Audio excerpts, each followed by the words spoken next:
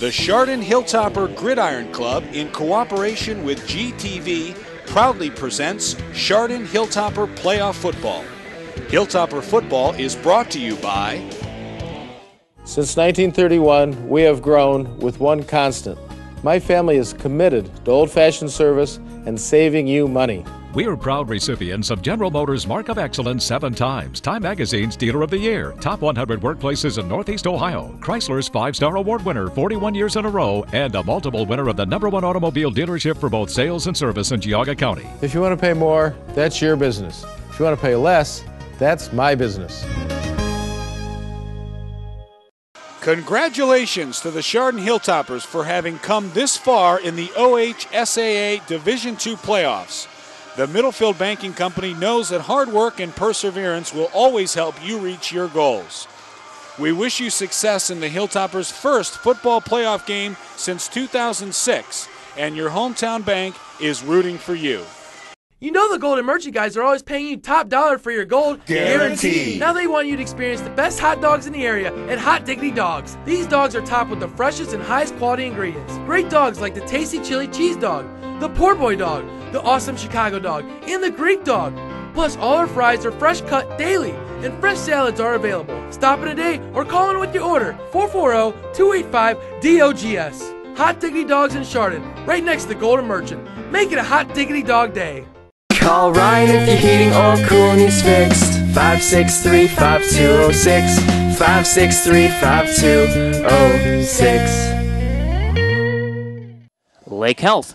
High-quality care begins with a primary care doctor who listens to your heart and lungs, but also listens to you.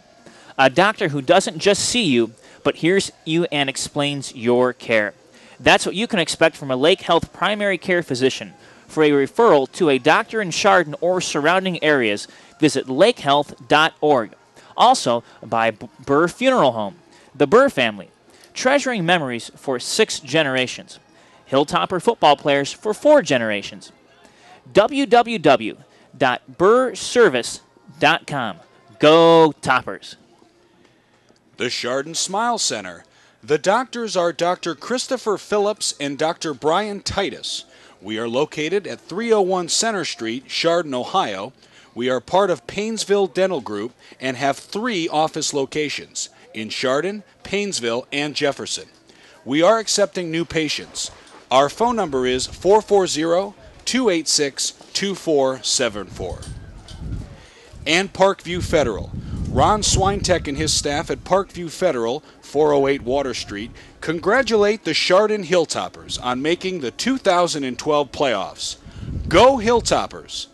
Stop in the Chardon office to discuss the all-time low mortgage rates with Parkview Federal. Also, Universal Disposal. Good luck, Chardon Hilltoppers from Universal Disposal, Inc. We are the only family-owned rubbish company that has their company in Chardon. We have been in business since 1961. Go Hilltoppers! Also, Foot and Ankle Specialists of Ohio. Foot and Ankle Specialists of Ohio is now opened in Chardon at 325 Center Street, located in Maple Leaf Plaza. The phone number is 285-2666.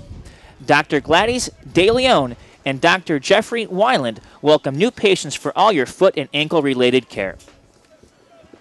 Stone Escapes. Stone Escapes is a full-service landscape company specializing in patios, retaining walls, outdoor kitchens, and waterfalls with over 20 years of experience. If you dream it, we can build it. Call us for your project at 440-724-3632. Good luck, Hilltoppers. And Bass Lake Tavern and Inn. Bass Lake Tavern and Inn is serving brunch on Sunday beginning at 11 a.m. Come every Wednesday for date night with your significant other, for special dinners for just the 2 of you.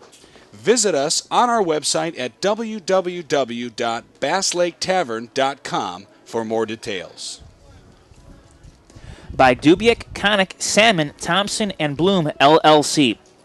Dubiak Connick Salmon Thompson and Bloom LLC. Relationship driven, results oriented, attorneys that are invested in you. Also, NCA Financial. The Myroff family is proud to support Chardon Athletics. Hearts at Home Adult and Senior Care. Is it becoming increasingly challenging for you or your loved one to be at home alone?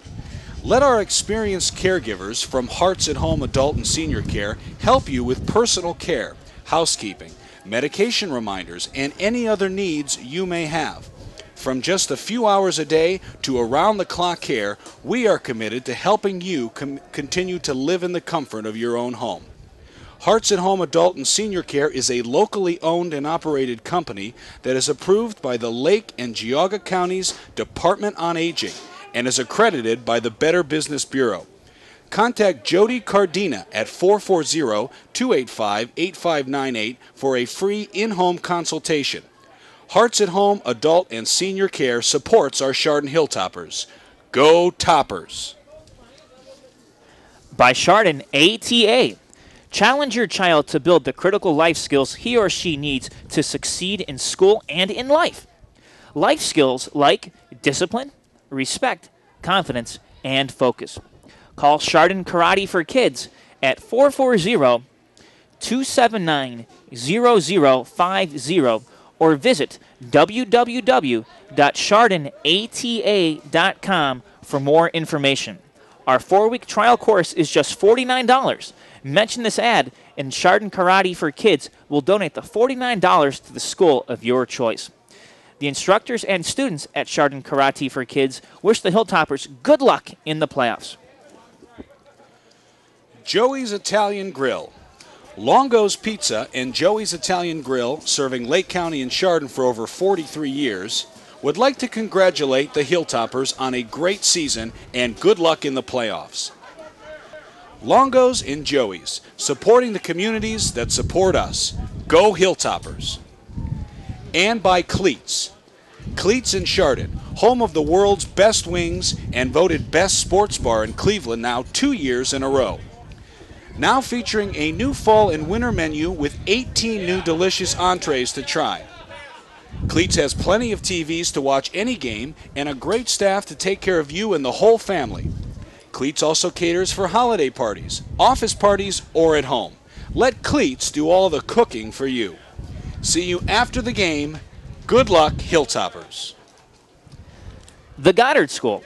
The Goddard School is dedicated to providing an environment where teachers support the nurturing and learning children want and need, where children are offered the opportunity to develop their natural curiosity and creativity, and where they can develop a lifelong love of learning. Also, by Chardon Youth Football. Chardon Youth Football proudly serves as a developmental feeder system for the Chardon Middle School and Chardon High School football and cheerleading programs. Pertinent information about CYF is available at the website noted below. The future Hilltoppers, as they sometimes are called, congratulate the Hilltoppers on their season and look forward to cheering them on during the playoffs. Also, Ash's Mayfield Window Cleaning Company. For all your window cleaning needs, call Ash's Mayfield Window Cleaning Company. Interior and exterior services available. Window cleaning, pressure washing, gutter cleaning, snow and ice removal, and much more. Commercial and residential. Call Ash's Mayfield Window Cleaning Company, 440-477-4791. By Active Physical Therapy. Active Physical Therapy is located in Richfield, Ohio. Physical therapist and owner Ed Ash and the entire Ash family wish all the Hilltoppers health and success in these playoffs and beyond. Visit our website at activept.com. The Saints Band. Looking for live music to play at your establishment or for a private party? Call Steve at 330-310-0699 and book the Saints for Real American Rock. Playing original music as well as covers from the likes of Tom Petty, Pearl Jam, the Goo Goo Dolls, and many more, Saints will provide quality entertainment in either a full band or acoustic format. Real American Rock. Find us on Facebook, Saints Music. by Sopchak Chiropractic. Whether you're looking to enhance your performance or push through your injury faster, the Sopchak Natural Health and Wellness Center is the place to go. Dr. Sopchak has been certified as a chiropractic sports physician and completed over 400 hours of post-grad training in orthopedics. For all your sports performance needs, call Dr. Sopchak at 440-352-0444.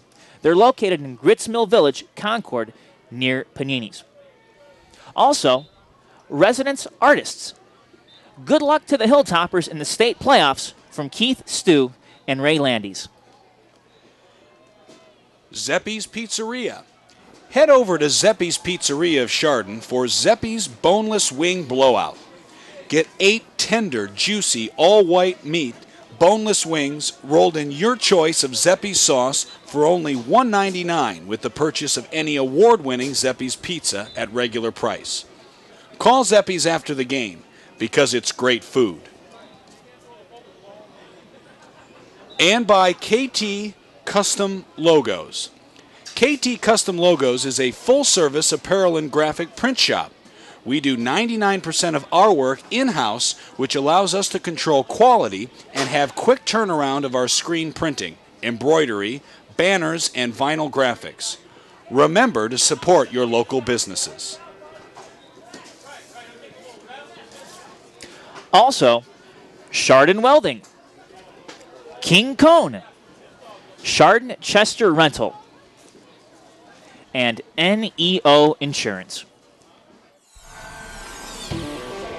Geauga Local Access Cable GTV is proud to present Chardon Hilltopper football, and you can see the fans, the Chardon Crazies, are ready for this one. It's week 11, which means it's playoff time as the Hilltoppers, 8-2 this season, at number 4 in Division II Region 5, host the Howland Tigers. Good evening, everyone. Thanks for joining us, Jamie Ward, along with Matt Jaworski. Matt, it wasn't long ago we were sitting here during week 1 talking about what this Hilltopper team might do this season. How have they done? Well, Jamie, they have done well enough. Chardon hosting here in week 11, and it has been a magnificent run for Chardon, going 8-2 in the regular season and really plowing through a lot of opponents. A couple hiccups along the way, some injuries that they battled through, but this is now a healthy Hilltopper squad ready to do battle. They said it is the best week of practice they've had all season, and they are as healthy as they were in week 3. So this is a Hilltopper team at its peak. For the Howland Tigers, 8-2, a very impressive schedule, losing only to Warren Harding, a Division I large public school, and Niles McKinley, who went 10-0. So the Tigers, no slouch, Matt, very good, and we expect them to put up a great fight tonight. Absolutely, and they have one of the best runners in Trumbull County in Davion Smith, an individual who rushed for more than 1,600 yards overall this year, and a running back who, as their coach said, is the best running back in the state of Ohio. Yeah, we'll talk a lot more about that. The Hilltoppers will receive after Howland won the toss and deferred. We'll be back with the kickoff and the starting lineups here on GTV at Memorial Field when we get back.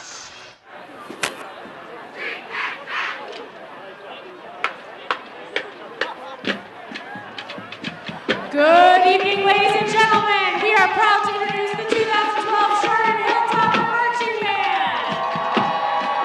Led by Senior Major Ryan Gillespie. The band would like to thank all of our parents for the support so far this season. We'd like to express our appreciation especially to our uniform moms, Nancy Norsing, Sandy Previty, Susan Costello, and Karen Ritchie, as well as our third quarter snack coordinator, Laura Barron.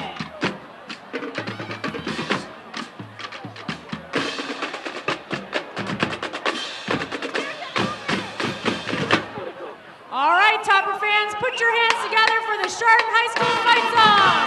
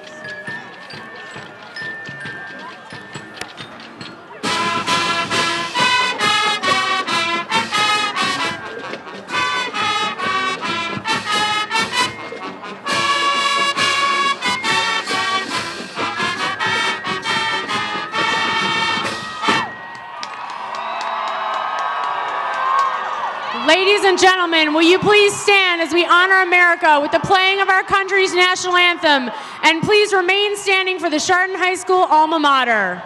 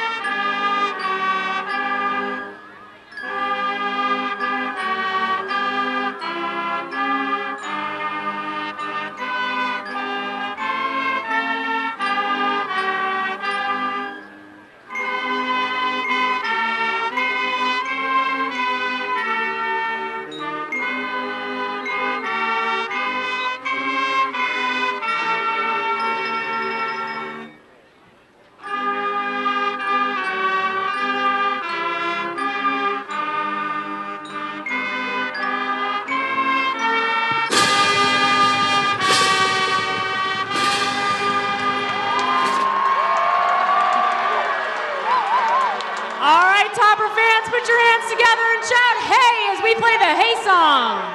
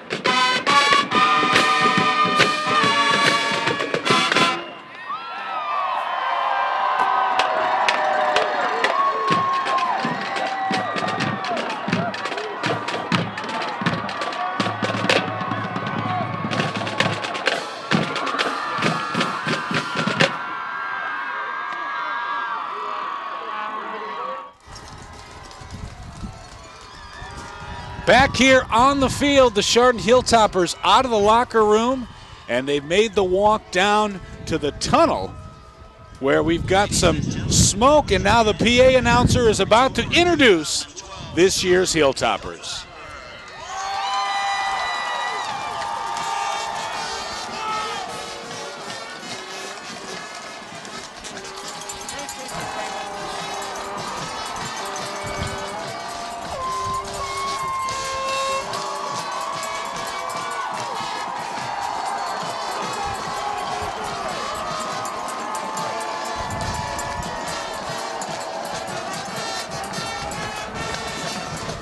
Chardon Hilltoppers coached by second-year head man Mitch Hewitt. And Matt, we talked a lot about Mitch Hewitt and have over the last 2 seasons here on GTV. When Mitch was hired before the 2011 season, one local paper called it the return of the king.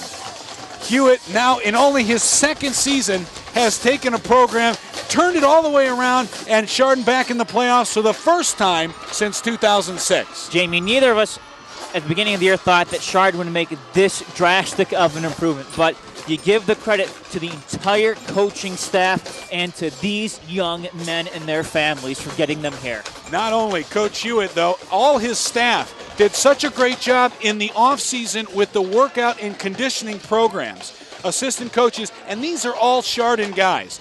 Jim Britt, Ray Enrico, Bob Francis, who calls the defense with Brian Landis, the offensive coordinator, Frank Hall, Marty Makar, Don Novotzik, who coaches the quarterbacks, and Ty Merkel, a Chardon grad himself. Mitch Hewitt, of course, a 1999 graduate. Went on to play at Bowling Green State University, came back to Northeast Ohio where he was an assistant coach. First here at Chardon, then West Geauga, then Riverside, now back leading the Hilltoppers. And he, Matt, what did you gauge from him before the game? Nervous? Excited? I think Mitch was calm, was cool, collect, and you could see it in his eyes. This was something special this week. Just a little bit of, he just had that little bit of tiredness in his eyes, not in his face or body, folks. That little bit of tiredness where you've been up and you've been game planning all week long to the wee hours of the morning. You get a few hours sleep, then you gulp and go to work. We've all been there. I think you're right. The Chardon Hilltoppers in their home black uniforms, black jerseys, black pants, will receive the kickoff. From our vantage point, they'll go left to right. Again, Jamie Ward, Matt Jaworski, so glad you've joined us for this electric game. If you're staying at home, and you're much warmer than we are here as game time temperatures really hovering right at freezing, thanks for listening to us. And if you're watching us on replay, hovering, it's been snowing. You're right, and we're underway here at Memorial Field. The kick end over end, and it's fielded at the 5-yard line, brought forward by Riley Hawkins. Breaking tackles across the 30, 40, and out of bounds at midfield. What a return, Riley Hawkins. Where has that been all year? Hawkins just took it straight to him and turned on the burners. A very good start for this home crowd, and you've got to say we're at capacity here at Memorial Field. A lot of pre-sale tickets sold. And so the Chardon Hilltopper offense out on the field, led by the senior TJ Beninati. Beninati, such a good story this season. The senior running this wing T has kept it on the ground and leads this team in rushing. He's got over 1,000 yards on the season. On first down, he gives it here near side. Alex Muir, the ball carrier, and he fumbles it. Free ball. Let's see what the official says. And Hilltoppers have it. It looks like, who is that on the near side? Number 55 is Nick Paul, the senior, with the recovery. It is a first down on the carry, but that's not the way that they wanted to start the game. It's not, but you know what? Sometimes in the playoffs you need the ball to bounce your way, and that time it did. The Hilltoppers, again, coming out 1st and 10 now on the Howland 37-yard line. Traditional wing T behind Beninati. Bolden is the fullback. Muir in motion. The give is straight up the middle to Bolden, who breaks into the secondary. Good gain on the dive for 7. 2nd down and short. Let's take a look at the Chardon Hilltopper offense. From left to right on the offensive line, it's left tackle Travis Ritt, the left guard Jarrett Urchek, the senior center and leader Sam Wilkes, Nick Paul the right guard, and the right tackle is Marty Kempler. We'll see Andrew Gray at the tight end position. Split ends will be R.J. Pikus, Jason Janda, and Joe Guara. Beninati, of course, will be joined by Hawkins, Muir, Joe Connick, Roger Davis, and Bolden in the backfield. 2nd down, fakes the give. Beninati keeps it, breaks through. He's hit very hard by Devion Smith, but he does have a first down. He does, and let's look at that defense for the Tigers and for Warren Howland on the front. We're going to see Andrew Yassel, the end. We're also going to see Brandon Janisic, I beg your pardon, the other the other tackle is going to be Brandon Gibson. In the end, T.K. Fortson, the linebackers tonight, R.J. Robinson, Ben Falfus, and Jordan Radish. The secondary, Davion Smith, Caleb Daum, Chris Mays, and Austin Osborne. First down and 10. Hilltoppers from the Tigers 25. The play straight ahead. It's Bolden on the fullback dive, and he's got about a yard where he is stopped. 10:33 and counting, first quarter. Thanks for joining us here on GTV. Hilltoppers back in the playoffs. The crowd electric despite the weather. As we've mentioned, it's very cold, and with a 60% chance of precipitation tonight. As Matt alluded to, we very well may see a snowfall before this one's over, and why not? Hey, it's Chardon. We're used to this here. Second down and 9. Beninati again with Bolden behind him. Hard count. Fakes the give. He keeps it now. Far side. Breaks across the 20, 15, and he's going to go for the score. And listen to this crowd, Jamie. They are pumped. Playoff football back in Chardon the first time in 6 years. And these fans from Hilltopper Nation right off ready the bat, to go. We see Howland struggling with picking up who has the ball because Beninati almost wasn't touched until he got to the secondary. It's a 24-yard score with 9:57 left first quarter.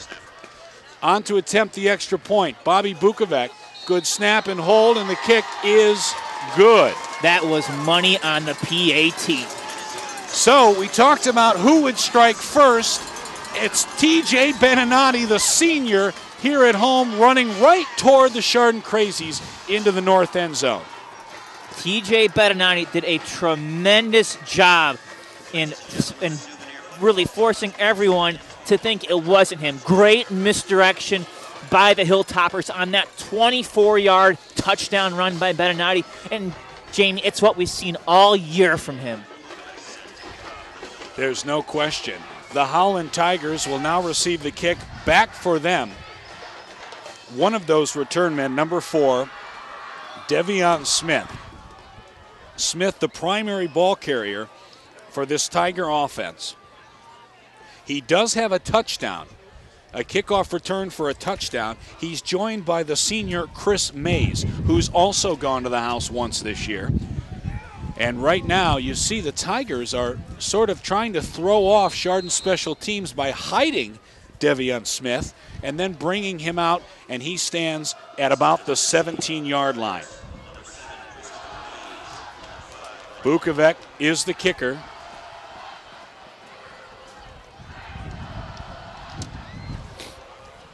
Four Tigers back to receive this one. It'll be interesting to see if they try to avoid Smith here early. Approaching the ball, Bukovac puts his right foot on it. He's going to go deep over the head of Smith, and it's picked up by number 5, who has a good return on the far side of the field across the 35 and down to the 39-yard line. Oh, just a good return for, Jamie, for Brendan Cope. And for Cope, the senior, 6'3", 180, he plays different positions, fullback, quarterback, even center from time to time. You know, that's the return that Howland needed to counteract Riley Hawkins' return earlier. Well, here come the Tigers. They've got 2 wide receivers here to the near side and an I formation behind the quarterback, Eric Lockney, who takes the snap. He does a play action, throws it low and incomplete. It was at the feet of R.J. Robinson, a good throw, and Robinson would have had some field ahead, but it'll be second down and 10.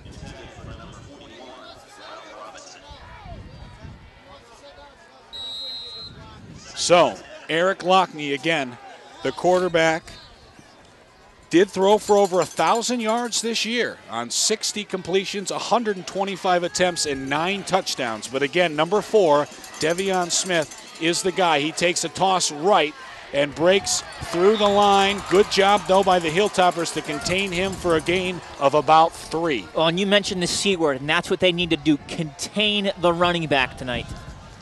Devion Smith, 5'11", 220-pound senior who has already committed to the University of Michigan. He'll be a Wolverine next season. You mean that school up north? That's right. Very high praise, though, to say the very least, for Smith. Such a Division I school and a Big Ten school at that. 3rd down 7 coming from the Tigers. They have trips here on the near side. You can hear the crowd. Lockney from the gun. Takes the snap, looking to his left, and he's brought down a sack. Jared Urchek. And now a late flag. Uh-oh. Sorry to interrupt you, Matt, but it's the Hilltoppers, I think, were late on the hit after the sack. And it is going to be a devastating penalty. It'll turn a 6-yard loss and punting formation into an automatic first down. No, you hate to see those kinds of penalties, and it's something where, you get so revved up, Jamie, at certain points in time. Sometimes you just have to be able to control yourself and keep your emotions in check. 15-yard penalty, but let's look at the Hilltopper defense. It'll be Jared Urchek, Nick Rizzo, Marty Kepler, and Joey Fodor as the defensive line. The linebacking crew healthy again. Pete and Jack Lemaster, joined by R.J. Pikus. We'll pause here. 1st and 10, clock running. Ball on the Chardon 48. Man in motion. Lockney gives it here to Smith, running straight ahead, and he has about 3 yards, where he's brought down at the 45. Finishing that thought, though, the Hilltoppers go Riley Hawkins and Anthony Cantanzariti as the cornerbacks, and the safeties are Alex Muir and Joe Connick. You look at the Howland offensive line led by Mike Bell, Ben Falfus, Andrew Rolfe, Josh Barna, Manoli Makosis, or Magisis. Majoris. There we go. It's a Greek name. I'm Polish. What do you expect? 2nd down.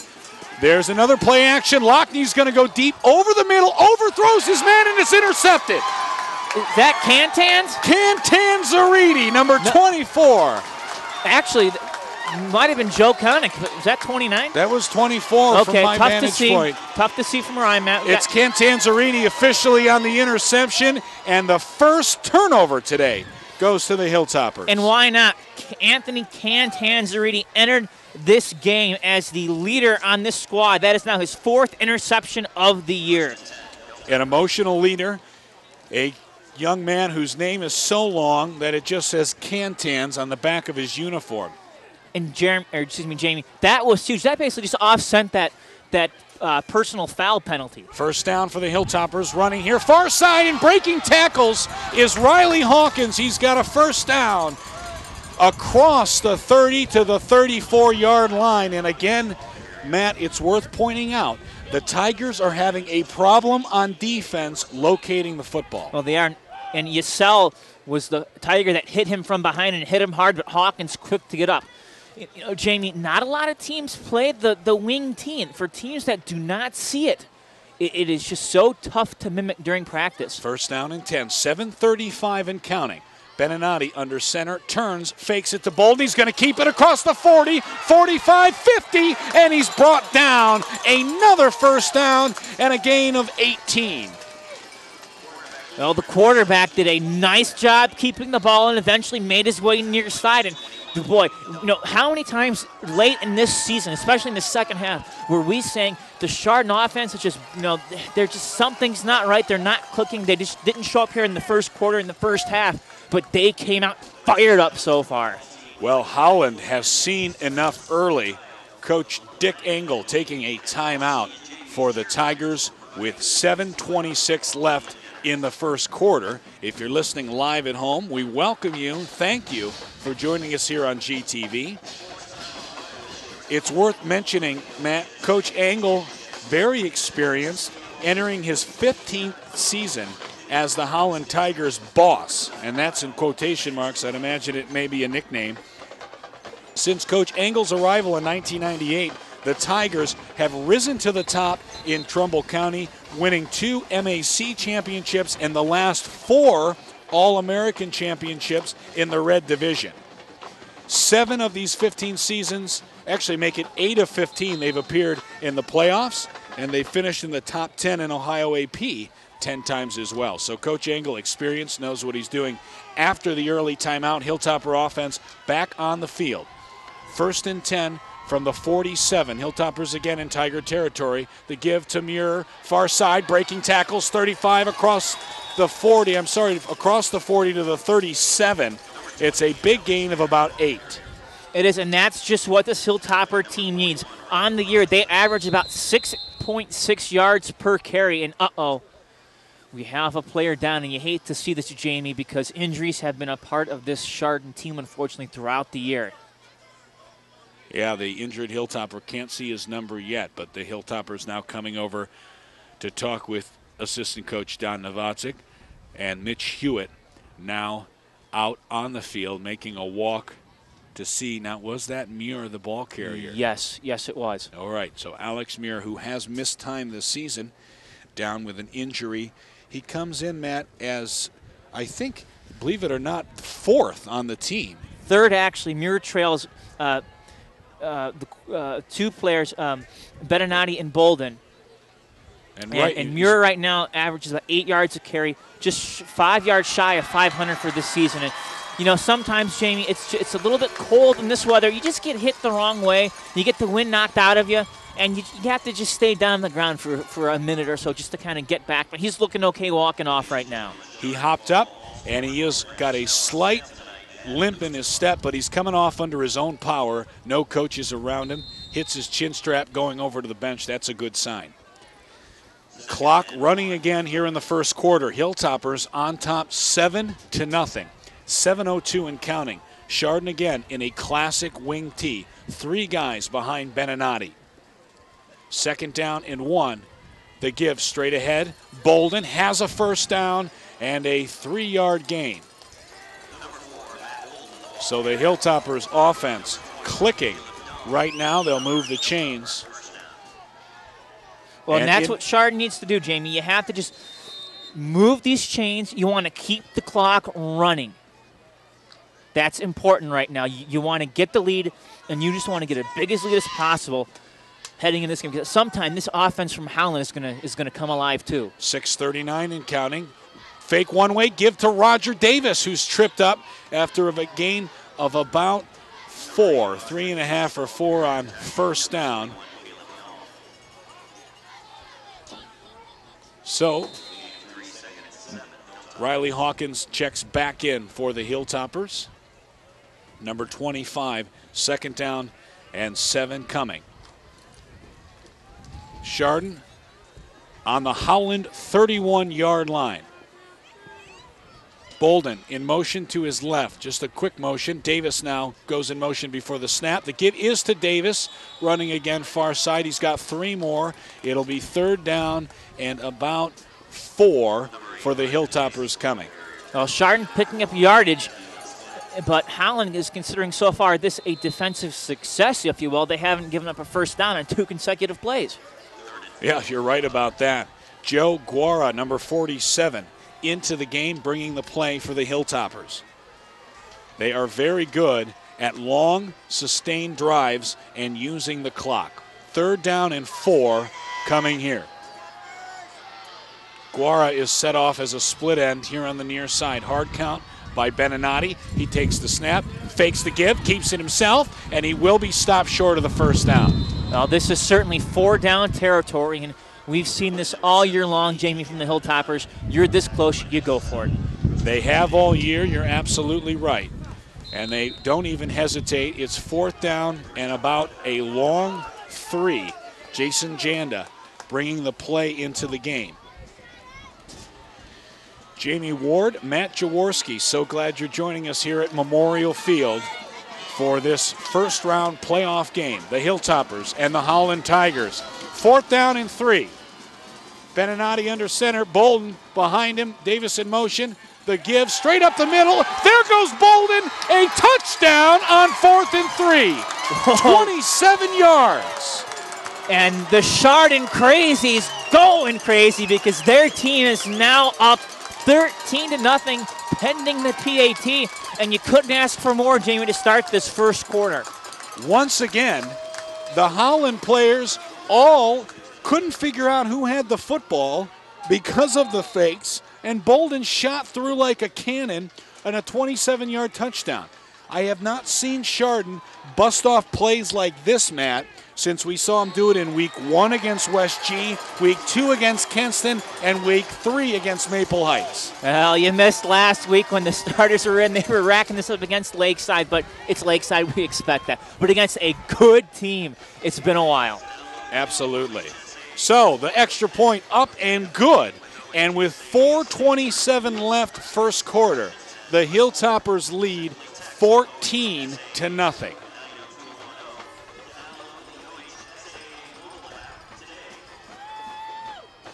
Two long strikes for Chardon, both on the ground. And now, Matt, the Hilltoppers in control here at home. Absolutely, and this is the situation you want to be in. You have the home crowd, you need to get them vocal, you want them making some noise, and you want to put Howland, a team that really prefers to run the ball, in a passing situation. Again, Brendan Cope, Smith, and Mays all back to receive as Howland switching things up, switching guys in different spots. They're assuming that Chardon will try to kick it away from Smith. There's a squib kick, almost an onside kick. It's a free ball. Hilltoppers jumping on it. Referees coming in, but Howland will have it. At the 33-yard line, a scary play for the Tigers. Why not take a chance? Boy, if Chardon would recover at that point in time, Jamie, I mean, you could be looking potentially at 21-0 before the first quarter is through. Tigers offense. Let's talk about the offensive line. Mike Bell is the left tackle. Ben Falfus, the left guard. The center is Andrew Rolfe. Josh Barna, the right guard, and the right tackle, as we mentioned, was Manoli. As the ball carrier is Smith, he stopped at the line for a gain of maybe a yard. All right, you look, though, Jamie, at the quarterback. And Eric Lockney, an individual who has thrown an average of 18 yards per completion this year, 1,030 yards total, 9 touchdowns on the year.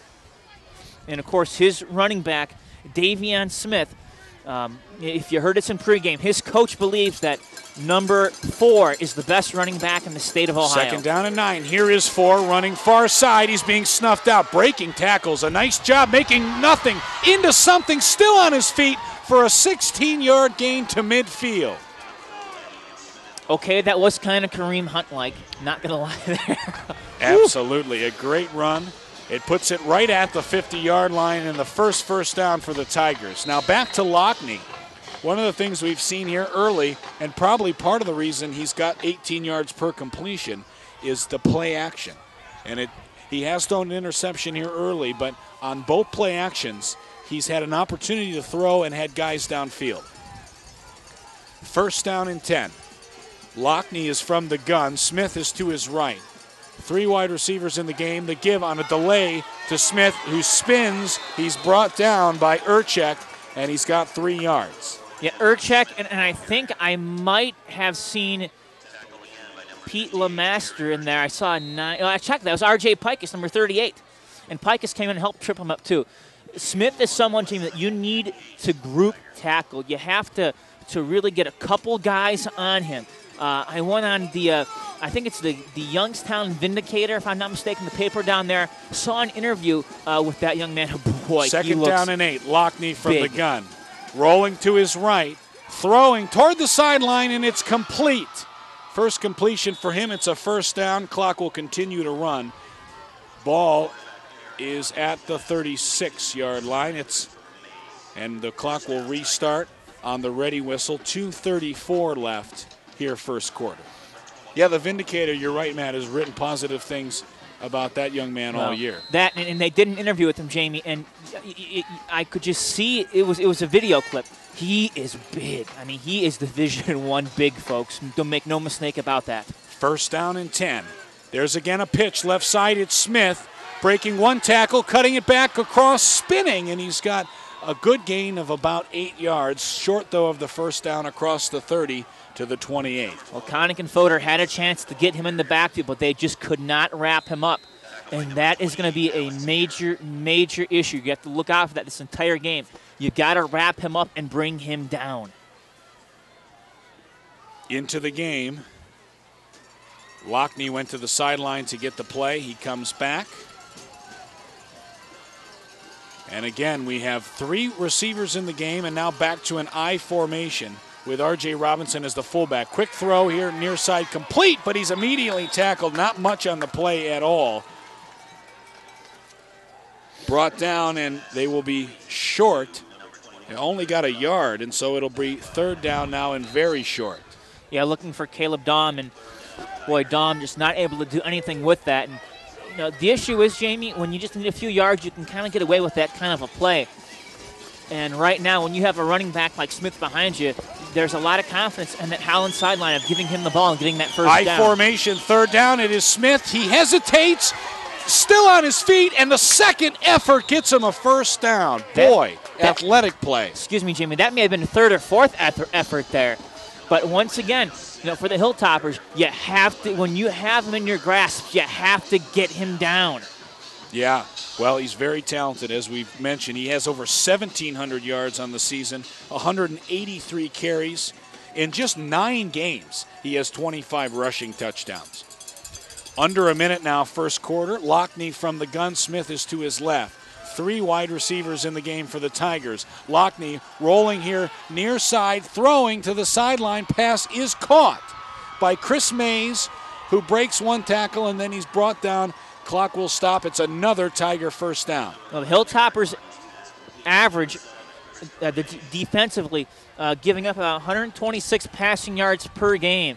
And with this Howland offense, they will certainly surpass that number tonight, the way that they can use play action here. Clock is again running, 43 seconds. It is 1st down and goal for the Tigers, but they're right at the 10-yard line. So they've got to go 10 yards for the score. I formation behind Lockney. He gives it to Smith, who's hitting the backfield. 2nd effort, but he will go down. There you go, boys. That's how you do it. Loss on the play.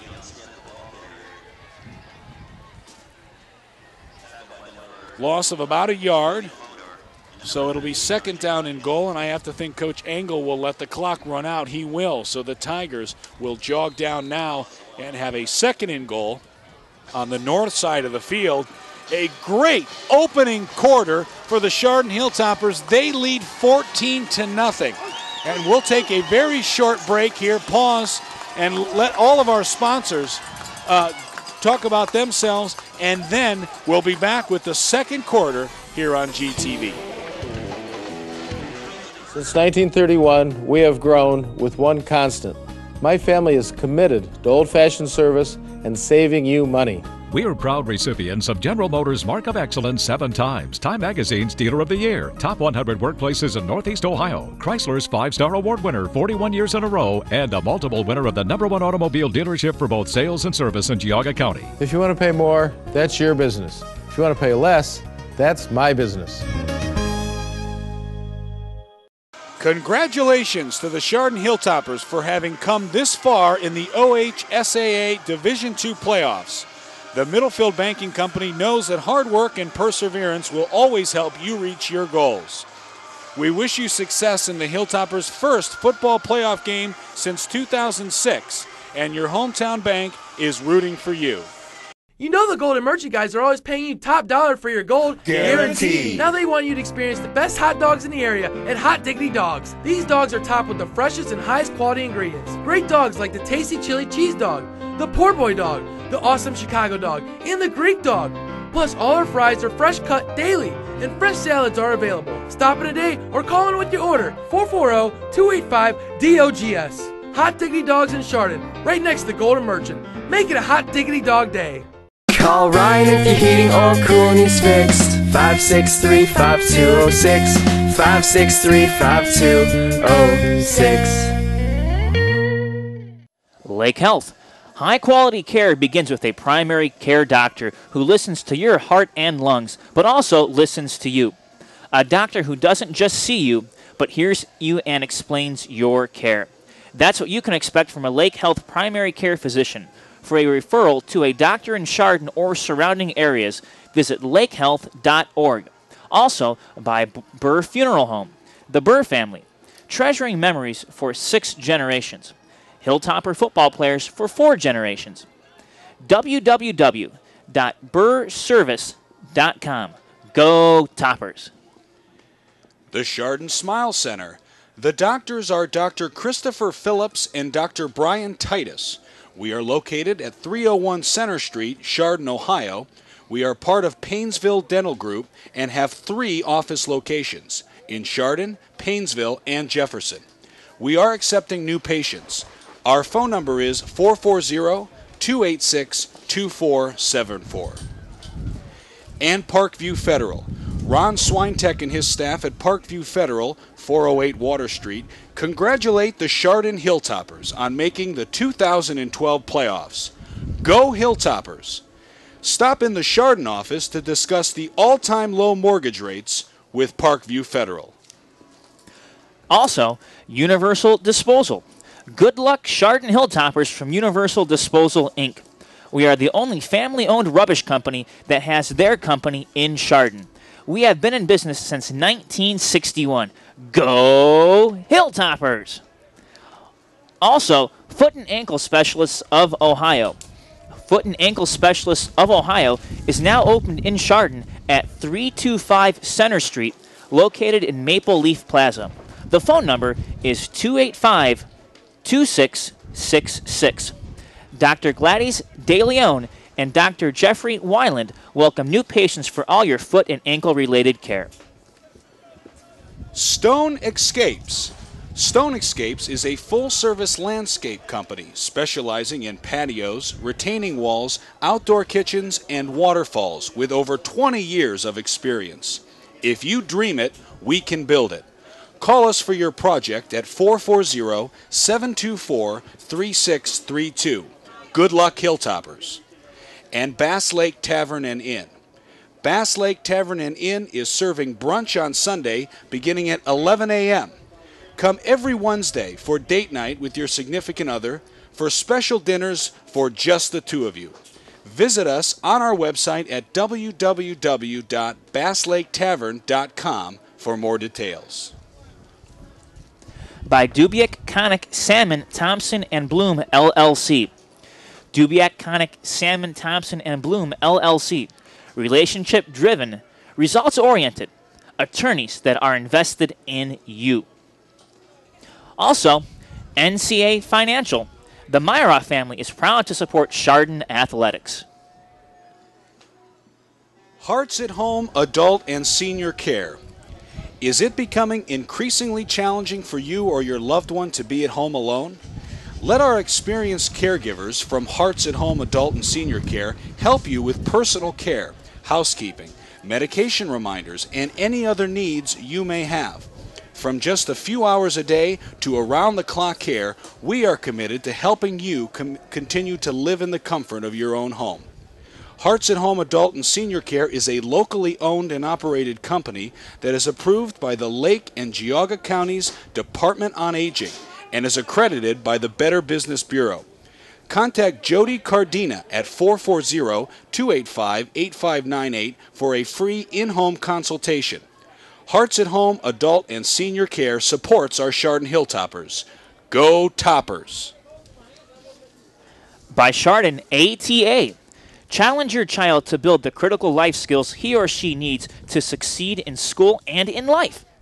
Life skills like discipline, respect, confidence, and focus. Call Chardon Karate for Kids at 440-279-0050 or visit www.chardonata.com for more information. Our 4-week trial course is just $49. Mention this ad, and Chardon Karate for Kids will donate the $49 to the school of your choice. The instructors and students at Chardon Karate for Kids wish the Hilltoppers good luck in the playoffs. Joey's Italian Grill. Longo's Pizza and Joey's Italian Grill, serving Lake County and Chardon for over 43 years, would like to congratulate the Hilltoppers on a great season and good luck in the playoffs. Longo's and Joey's, supporting the communities that support us. Go Hilltoppers! And by Cleats. Cleats in Chardon. home of the world's best wings and voted best sports bar in Cleveland now 2 years in a row. Now featuring a new fall and winter menu with 18 new delicious entrees to try. Cleats has plenty of TVs to watch any game and a great staff to take care of you and the whole family. Cleats also caters for holiday parties, office parties, or at home. Let Cleats do all the cooking for you. See you after the game. Good luck, Hilltoppers. The Goddard School. The Goddard School is dedicated to providing an environment where teachers support the nurturing and learning children want and need, where children are offered the opportunity to develop their natural curiosity and creativity, and where they can develop a lifelong love of learning. Also, by Chardon Youth Football. Chardon Youth Football proudly serves as a developmental feeder system for the Chardon Middle School and Chardon High School football and cheerleading programs. Pertinent information about CYF is available at the website noted below. The future Hilltoppers, as they sometimes are called, congratulate the Hilltoppers on their season and look forward to cheering them on during the playoffs. Also, Ash's Mayfield Window Cleaning Company. For all your window cleaning needs, call Ash's Mayfield Window Cleaning Company. Interior and exterior services available. Window cleaning, pressure washing, gutter cleaning, snow and ice removal, and much more. Commercial and residential. Call Ash's Mayfield Window Cleaning Company, 440-477-4791. By Active Physical Therapy. Active Physical Therapy is located in Richfield, Ohio. Physical therapist and owner Ed Ash and the entire Ash family wish all the Hilltoppers health and success in these playoffs and beyond. Visit our website at activept.com. The Saints Band. Looking for live music to play at your establishment or for a private party? Call Steve at 330-310-0699 and book the Saints for Real American Rock. Playing original music as well as covers from the likes of Tom Petty, Pearl Jam, the Goo Goo Dolls, and many more, Saints will provide quality entertainment in either a full band or acoustic format. Real American Rock. Find us on Facebook, Saints Music. By Sopcheck Chiropractic. Whether you're looking to enhance your performance or push through your injury faster, the Sopcheck Natural Health and Wellness Center is the place to go. Dr. Sopcheck has been certified as a chiropractic sports physician and completed over 400 hours of post-grad training in orthopedics. For all your sports performance needs, call Dr. Sopcheck at 440-352-0444. They're located in Grits Mill Village, Concord, near Panini's. Also, Residence Artists. Good luck to the Hilltoppers in the state playoffs from Keith, Stu, and Ray Landis. Zeppi's Pizzeria. Head over to Zeppi's Pizzeria of Chardon for Zeppi's Boneless Wing Blowout. Get 8 tender, juicy, all-white meat, boneless wings rolled in your choice of Zeppi's sauce for only $1.99 with the purchase of any award-winning Zeppi's pizza at regular price. Call Zeppi's after the game because it's great food. And by KT Custom Logos. KT Custom Logos is a full-service apparel and graphic print shop. We do 99% of our work in-house, which allows us to control quality and have quick turnaround of our screen printing, embroidery, banners, and vinyl graphics. Remember to support your local businesses. Also, Chardon Welding, King Cone, Chardon Chester Rental, and NEO Insurance. Well, if you're listening to us live, you didn't hear any of our sponsors, but thanks for joining us. And so I'd like to say a special hello to Ken Baltitis, Greg Noble, and my wife, Sandy. I know all three of them listening to us tonight. All three Hilltopper fans love what they're hearing as the Hilltoppers lead 14-0. And this has been a very, very good first quarter for Chardon, Jamie. Hilltoppers need to keep it up defensively now. This is the deepest that the Howland Tigers have been inside Hilltopper territory all game. Second quarter, back on the field. Tigers have their play. It'll be Lockney from a shotgun. Smith is to his right. Two receivers in the game, Cope and Mays. And there's also a guy in the slot. Lockney is going to throw it, looking downfield, and the pass broken up by Cantanzariti. Great play, could have been a touchdown. And Cantans knows how to defend that, Jamie, and he just did it right there. What a tremendous job by Cantans to break up another pass. He is excited and pumped up, and as he should be. So now 3rd down and goal. Tigers are from the 11-yard line. Coach Mitch Hewitt just looked over at the Chardon Crazies who are in the north end zone, and he waved his arms up. Let's make some noise. Well, crowd here shouldn't be told that. They should know it. 3rd down and goal. Lockney gives it on a delay to Smith. He's going to go down. First wrapped up by Marty Kepler, and then he's pushed backward. No gain on the play. Boy, Marty Kepler, we don't often get to talk about him. The junior, 6'2", 240 was in there, and he made a great stop. He absolutely did. The Tigers will send out the offense. Maybe. We'll see what they're going to do. Their kicker this year is Kyle Noble, and he is in the game. Noble is number 12. He has 3 field goals this season. This is no gimme. A 29-yard attempt, good snap and hold. The kick is up, and it's wide right. Maybe some nerves, and the Chardon defense and special teams make a huge stop early here in the second quarter. Well, anything that could go wrong for Howland has here in this first half. The Tigers making this 50-mile commute.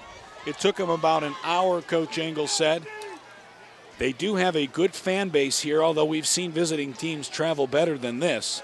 But the bleachers mostly full for the Tigers, and then some of the fans standing up along the black fence.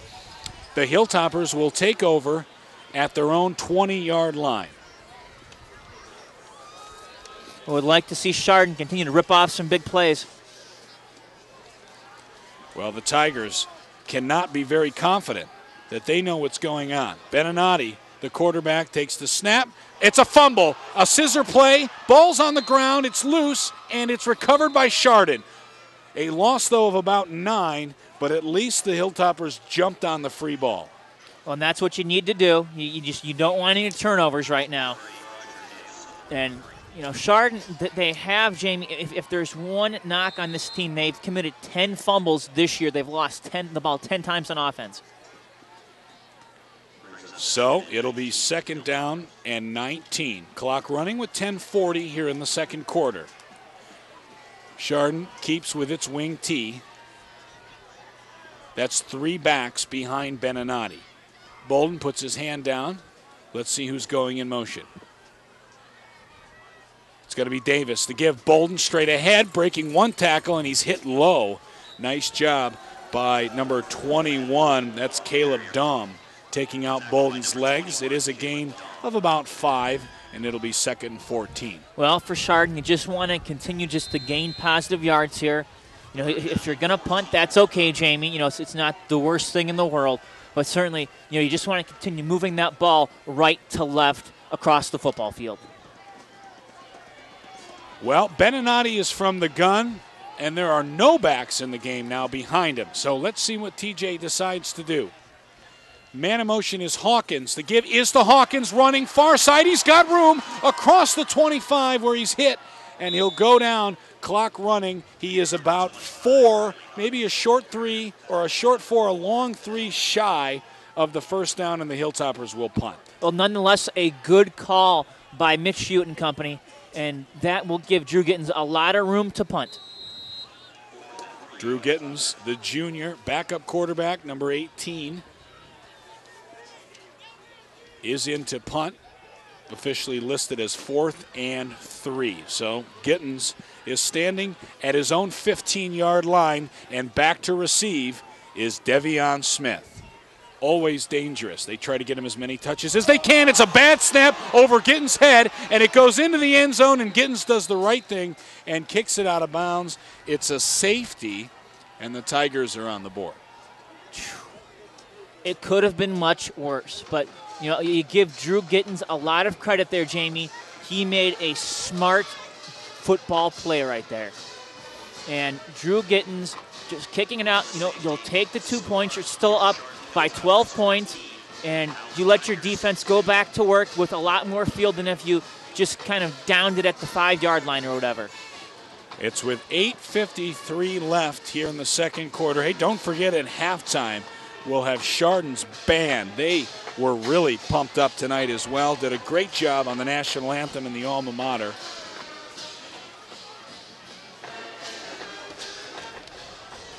And so now the Hilltoppers are in a free kick situation, which they're not really used to, as you can imagine, and there's some confusion as to who should be on the field. Bukovic, who's the place kicker, is going to come out, and this should leave the Tigers with pretty good field position to start their next drive. Well, Jamie, normally in this situation, you want your let's see, Bukovic is out, so they're going to kick they're going to kick off. So you want your kickoff unit out there. Referees now talking about it. And so, with the Zebras huddled up right at the 25-yard line, we can recap the Hilltoppers on top 14-0. First on a TJ Beninati touchdown, and then Matt Bolden, both on 20. It was a 24 and a 27-yard strike.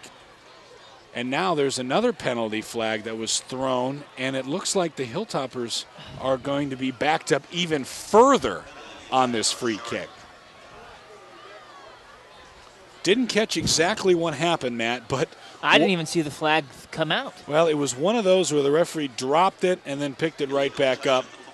It's illegal touching is what our PA announcer is telling us. Al Herner, who does a great job in his first year as the voice of the Toppers. And so, where are they going to put the ball? On the 10.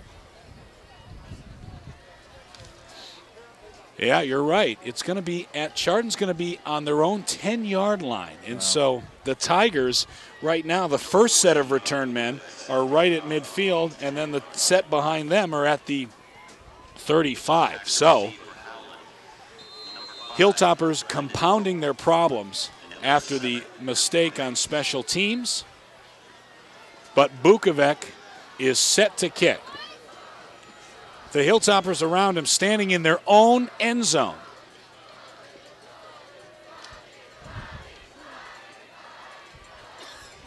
Running up to the ball is Bukovic, and he kicks it high in the air.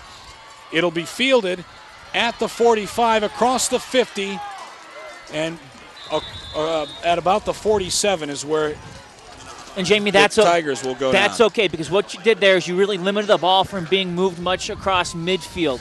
You're not pinning your defense back deep. A just good job right there by the Chardon special teams. They just kind of made up there for that mistake earlier.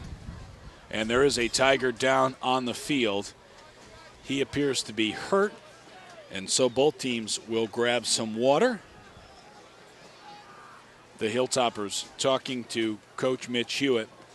Matt, after last season, Chardon 4-6 had made some headway, had won a game against Riverside that I thought was sort of a barometer game for them. But to come back this season and go 8-2 and be in this spot really has to speak for very high marks for Mitch Hewitt. It absolutely does, and you cannot really ask more out of Mitch Hewitt. Just a team that was injury-riddled, Jamie. At one point, they were down, I think 5 or 6 defensive starters, and they were still winning. I mean, they gave South the closest battle that anyone's given South all year long. And they were down 4 starters defensively. The give is to Smith. Not a great exchange, but Smith's on his feet. 35-30 into the secondary across the 25. and down to the 23-yard line. A burst of speed from the senior and a big gain, and the Tigers taking some of that momentum back. Well, right there you just saw the ability of Davion Smith. Jamie, he makes it look so easy. He sees the cuts coming. He sees the holes opening up. He has great vision of the field. First down and 10. Tigers on the Chardon 23-yard line. Robinson, the fullback. Smith is behind him. Turns, gives to Smith, who's hit at the line and brought down. Urchek, one of the Hilltoppers there. Nice job defensively. Max Menko is also in the game playing some nose tackle.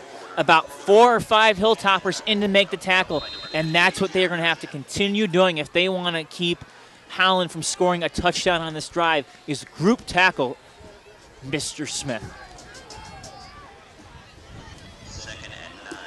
Second down and 9. Again, one receiver in the game. The tight end is Arby Murray. Number 83. I formation. Lockney takes the snap, looking, throwing, and again it's Cantans who breaks up the pass. Boy, Cantans, that young man just has such ability to play pass defense, to cover the receivers.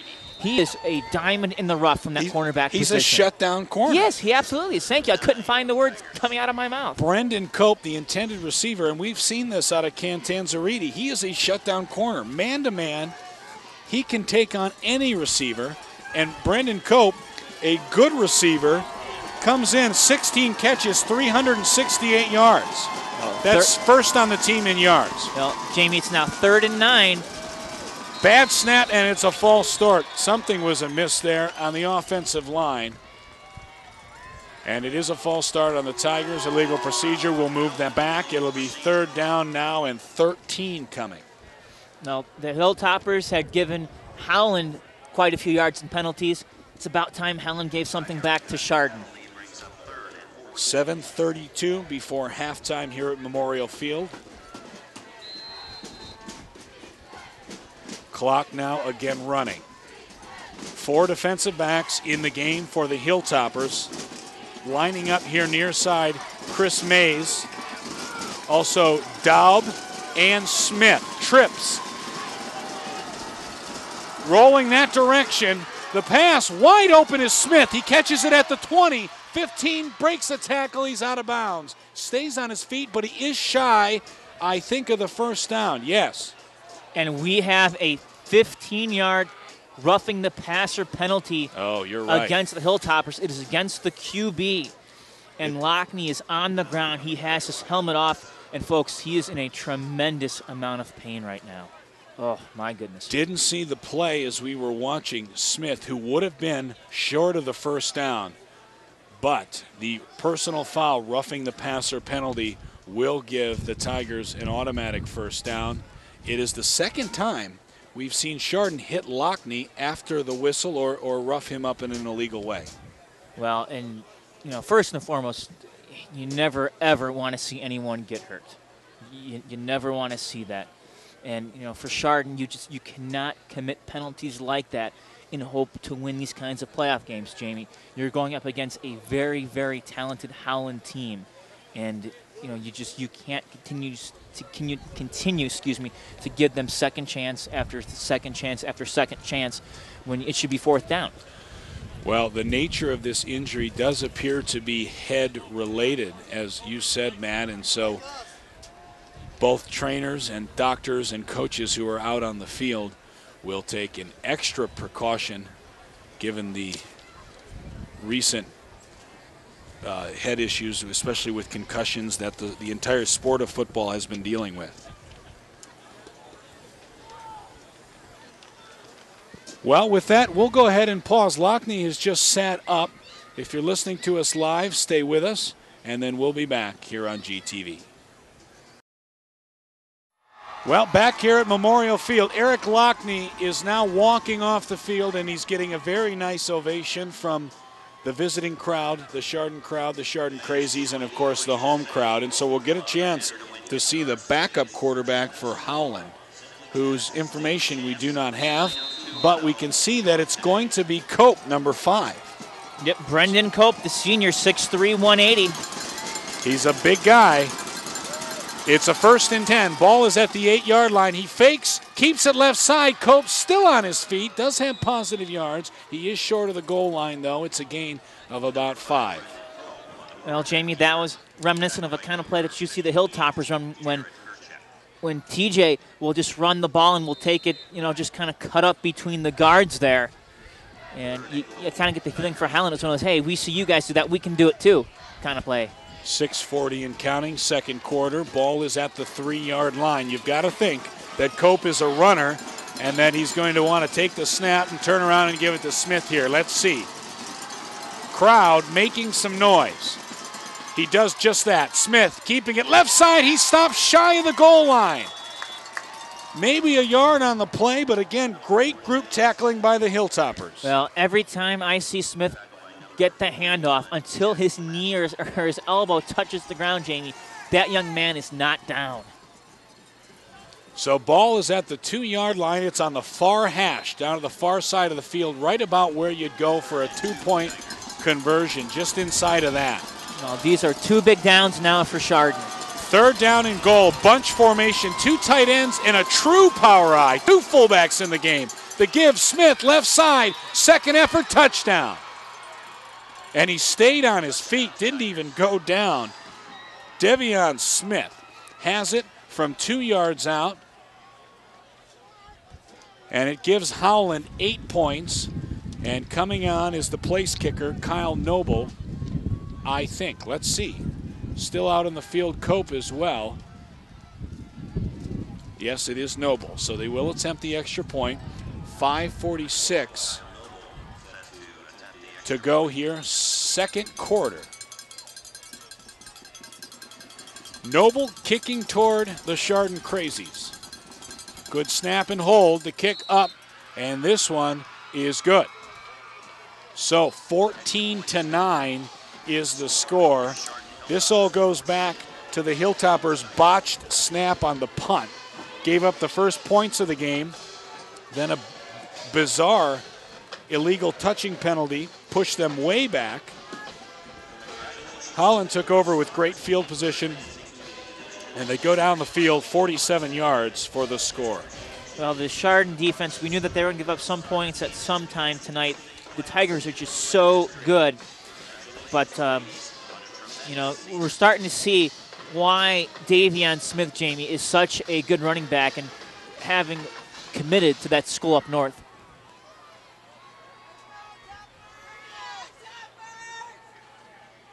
Howland will kick off, and Chardon will receive. They'll be going from right to left where we are at. Sitting here in the metal bleachers of Memorial Field. We do have cover over top of us, but it's not raining or snowing. The wind, though, blowing. It's very cold. If you've decided to listen live from home, you've made a good decision. It's a squib kick on the ground, hitting at the 30 and bouncing, picked up by Joe Connick. And he is still on his feet across the 35 to the 40, and he finally goes down at the 43-yard line. This must be a night of big returns, because that's what we're seeing is big returns on the kickoffs. Well, the Hilltoppers, and Connick is now limping, so that's not good. He is another one of the emotional leaders as a starting safety, gets some carries on offense, but with Muir already going down, and we haven't seen him carry the ball since, now he's going to hobble back on. Maybe, no. Lippert's coming into the game. Nick Lippert, number 22. We saw Lippert in limited action last week offensively with the second unit in Lakeside. Beninati, first down and 10, gives it to Bolden straight ahead, and he's brought down after 1 yard. Well, maybe the Tigers are starting to figure things out a little bit here, Jamie. And Muir coming back out on the field, and he's running good, running well. He's not 100%, though. I would say he's running gingerly, is how I would describe it. He wasn't limping. He was limping. Tiny bit. You don't think a tiny bit is a big deal when you're carrying the football? Trying to be optimistic here. So am I. Connick has come off. So Muir back into the game. Davis and Bolden with Muir. It's Davis in motion. Scissor play. Muir's the ball carrier. He's hit and brought down, and maybe another yard. Now, Muir really didn't have much of a chance. Howland knew it was coming and just snuffed that out from the get-go. Alex Muir is a senior. Jason Janda now comes out of the game. Joe Guara will come in. We saw a lot out of Muir early on in the season, but the thing with this Hilltopper offense is whether it's Hawkins, Muir, Davis, Bolden gets a lot of carries at the fullback, but they spread the carries out, something Howland does not do. No, and Howland has, I mean, when you have a back like Davian Smith, you don't need to. You just don't need to. But for Chardon, you because of the wing T, you have to have multiple persons carry the ball. 3rd down and 8. Beninati from the gun. He's going to throw it. Downfield, wide open is Muir, and he's got it for a first down, a big gain across the 40 to the 37. Muir bobbled it, but he hung on to it despite getting drilled. And Christopher Mays in on the tackle, and that was a good, solid tackle, but a big first down for Chardon. We saw Chardon score a touchdown last week. It was Gittins to Andrew Gray, 35 yards through the air, and that was a very similar play. That was Beninati. He has not thrown the ball much this year. Back to the wing T, 3:57 and counting. In motion, Davis, he turns, gives it straight ahead. Bolden gets across the line for a couple yards, and he's brought down. And Jamie, I really like that call for a couple reasons. Number one, you throw the ball. Now you have to start getting Howland thinking, okay, these guys are not afraid to throw the ball now. They just did it right there, so maybe they're going to be throwing it more because we saw them do it last week against Lakeside. Secondly, it's something where even later on in the game you can start to go back to plays like that because you may have Howland just thinking run, and really catch him off guard. Ball on the 35. Again, Beninati from the gun. The whole offense off to his right side with Bolden behind him. Gives it to Bolden, going up the middle, across the 35. He's very close to a first down. It'll depend on the spot. Line judge has not signaled yet. And it may be time for a measurement. Yes, it is. So the chains will come out for the first time with 2:58 left here before halftime. Yeah, Zebra's not going to take a chance that this is a first down or not. And, for Chardon, if they don't get it, this might be one of those plays, Jamie, where you just tell your QB, get underneath your center, tap him on the rear end, and just go forward, boys. No question. Chains are now out, stretched. He did look to have it. That would be my guess. And they do. By a few inches. So Bolden on the first down. Clock is going to start up again. And the ball is placed on the, where are we? It looks like the 28-yard line. Davis and Bolden are the backs. Joe Connick is back in the game, so that's good. They may be hobbled, but they're still going to play. This is it for the Hilltoppers. Bolden straight ahead. He's got a good gain of about 5. With running Bolden straight ahead, this is going to pay off down the stretch because you're going to start to wear the boys from Warren Howland down up front.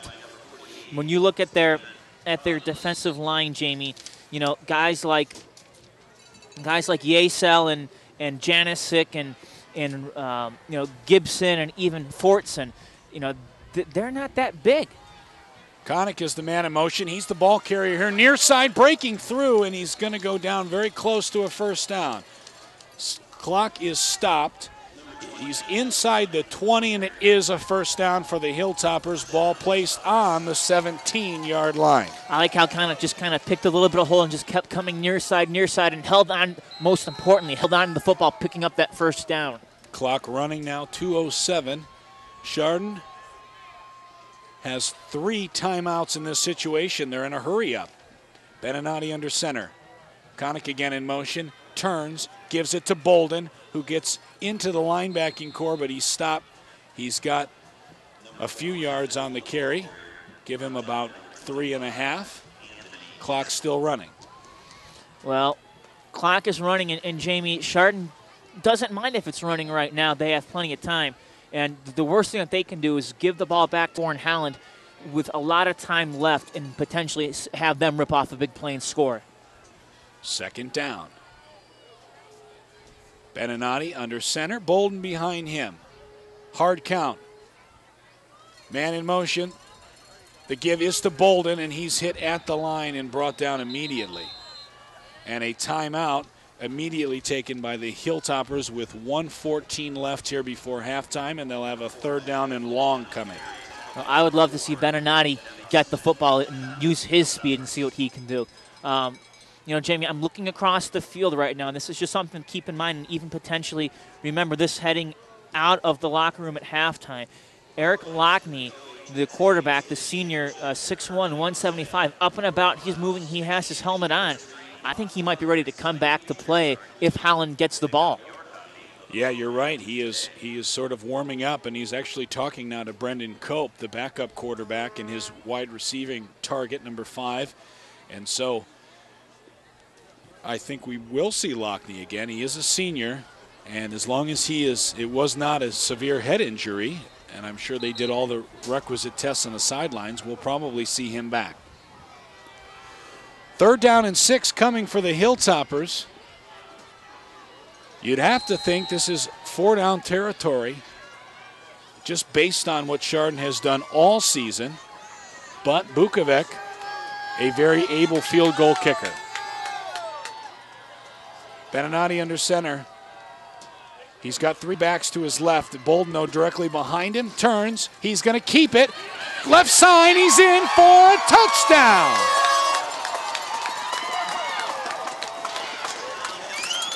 Again, a 13-yard strike. He faked it to Bolden, and boy, is he quick when he turns the corner. I love his speed, especially to the outside. When he can just turn and go straight up field, he can be just so dangerous. And right now, Chardon up 20-9. And Bukovic out to attempt that PAT. 1:07 left. The kick is good, and it's 21-9. Well, that's one way to take the momentum right back. Jamie, I know it's a little bit early to say something like this, but when you look at Howland's defense, their 2 losses this year, a 34-0 shutout. It was a home game against Warren G. Harding, and of course that's a school that's going to be playing Mentor on Saturday in Division I, Region 1 in the playoffs. And then the other game was a loss at home to Niles McKinley, who's also in the playoffs, a 17-10 loss. There's only been 3 times this year where an opponent has scored more than 17 points against Howland. And this right now is the 2nd most a team has scored against them this year. Wow. Well, even Chardon, who has given up 9 points, they did that to themselves. So the score 21-19. It's a close game, especially here in the playoffs, but the Hilltoppers have to be very, very happy with the way they played here in the first half. Not over yet, though. No. 1:07, and there's still some carries for Devion Smith. And Jamie, you're exactly right. This is the point in time where, you know, just one big play and you could have that touchdown erased. It's a squib kick, so Smith will not have a chance to touch it. It goes over the head, and now it's a free ball, and there's Hilltoppers on top of it, and it is Chardon football. Howland has to pick that up. There was a bunch of confusion down there, and Chardon has a chance with 1:06 left, Jamie, to get some more points on the board. Still 2 timeouts. The Tigers have been unable to handle that squib kick today at all.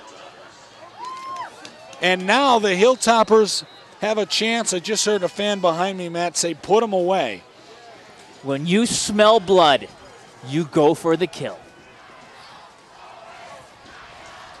Well, here we are. Wing T, Bolden is the man in motion. Why do anything different? They've been able to score from anywhere on the field.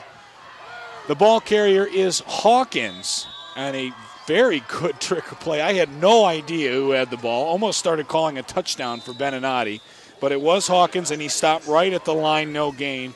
And Chardon will take its 2nd timeout with 54 seconds. The first half has been extremely good for Chardon all year long, folks. Hilltoppers coming in averaging about 18 points in the first half this year per ball game. and they're at 21 right now. Now, in the second half, it's been the case where they're averaging less than a touchdown a game, but keep in mind, too, a lot of the times in the fourth quarter, the game's come out of hand, the second stringers come in, and you're not going to get that many points. Well, Frank Hall in the offense getting ready. Don Novacek saw him sprinting down the sidelines after Chardon had recovered that kick. I think the offense thought they were ready to go into the locker room and warm themselves up, but back on the field. Well, that, and I think the other thing was Chardon wanted to make sure they were not going to be penalized for a sideline infraction, if you will. Yeah, and they've had a problem with that this year. It's 2nd down and 9 coming. Ball is at the Howland 20. 1 timeout left for Chardon. Beninati is going to be in a pistol formation with Bolden behind him. Jason Janda is lined up as a wide receiver here on the near side of the field. In motion, Davis, the fake is to him. Beninati keeps it into the secondary. Does have a first down. Still on his feet.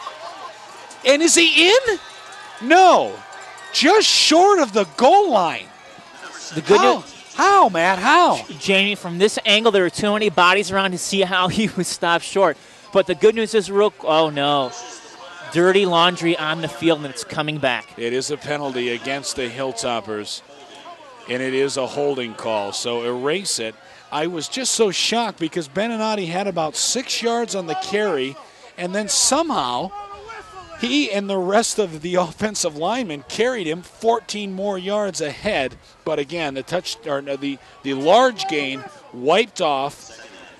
And so now it's 2nd and 5, ball back at the 20. Referee has not blown the whistle. Now he does, and he starts the clock. Same formation. Maybe we'll see the same play. Looks like it, and it is. Beninati keeps it, going forward, breaking tackles inside the 10 to the 6. Well, that is important. It's a first down, so the clock will stop with 29 seconds left to play. Hilltoppers do have 1 timeout, Jamie.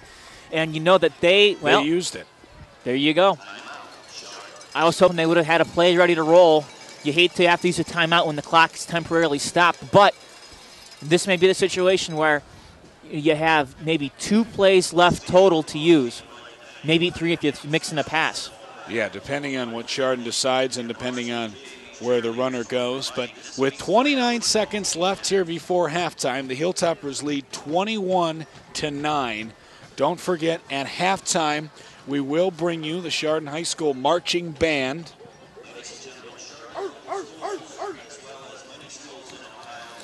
And then we will come back for the second half. PA announcer reminding all fans no smoking here at Memorial Field. Well, I'm just trying to listen in to see what the message was. So, coming back out, the offense, you're right, Matt, they've got to have a couple plays in the hopper here because Chardon doesn't throw the ball very often, and with 29 seconds, you've got to be ready to go with 2, maybe 3 plays. Shouldn't be a problem, though. Hilltoppers have been able to do almost anything they've wanted. Davis and Volk are lined up on the far side of the field. Beninati from the pistol takes the handoff. He's rolling to his left. He looks like he's going to throw it. Gets by one guy, throws it into the end zone, and it is incomplete. No. The ball hit the ground. It would have been a touchdown to Volk, but it's called incomplete by the official. It stops the clock with 21 seconds left to play. He had his hands on it, Matt, but it was thrown behind him in low, and it was a difficult catch to make. But it looked like Beninati was going to keep it and just did heave it. 2nd down and goal from the 7. Well, for the Chardon right now, this may be a similar play, Jamie. Maybe we'll see TJ Beninati running out, or flushed out to the other side of the field. It's tough to say. Have to be careful with the clock. No timeouts left.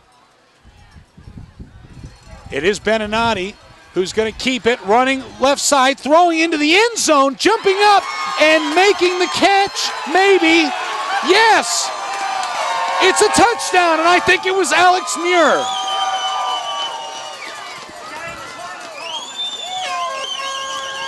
Tough to see from this vantage point who caught it. We'll wait for the official announcement. It is a touchdown, though. Beninati into the corner of the end zone with 12 seconds left. Bukovic in. No one knows here.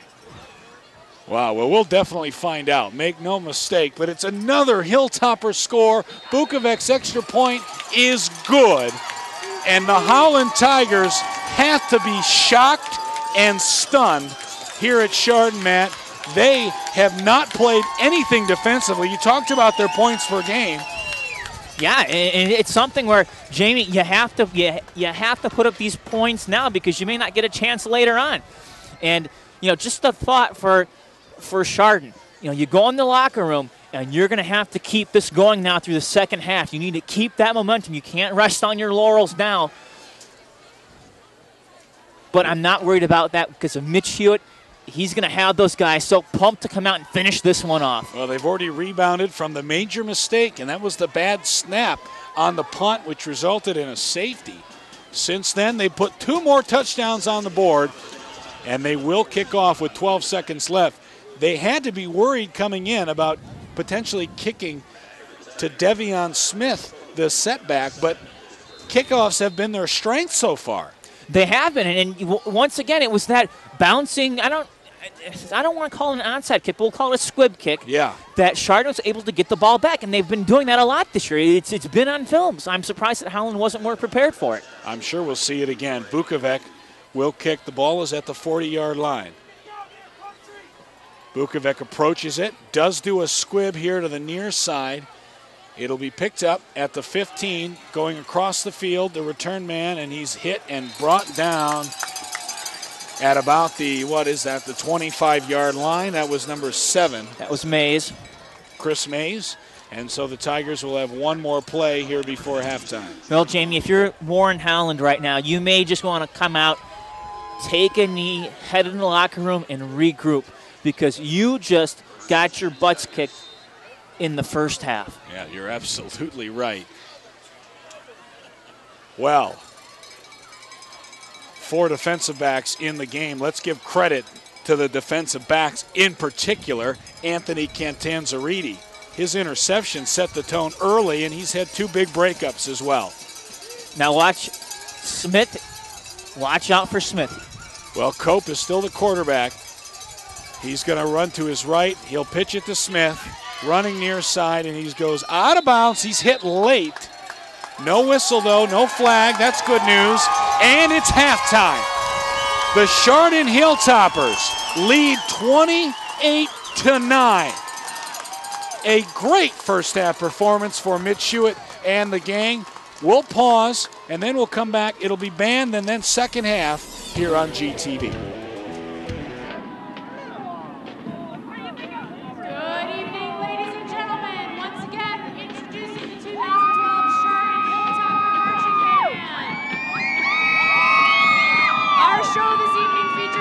From one of the best rock bands ever, Led Zeppelin.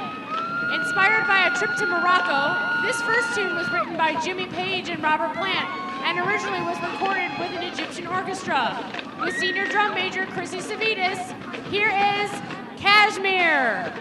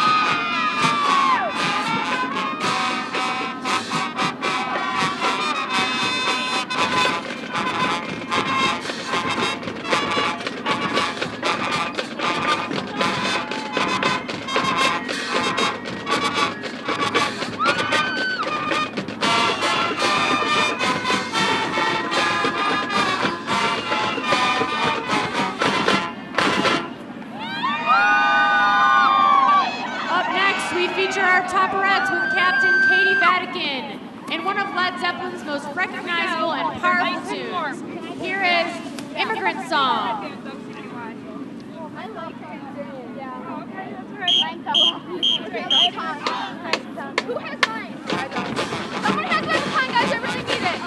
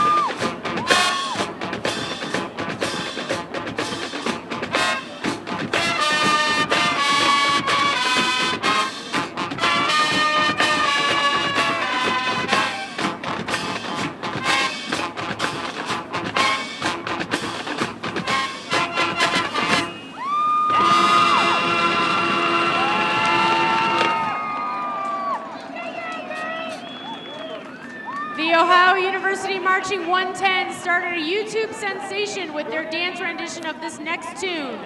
Featuring our majorettes with Captain Brittany Hoax, here is Party Rock Anthem.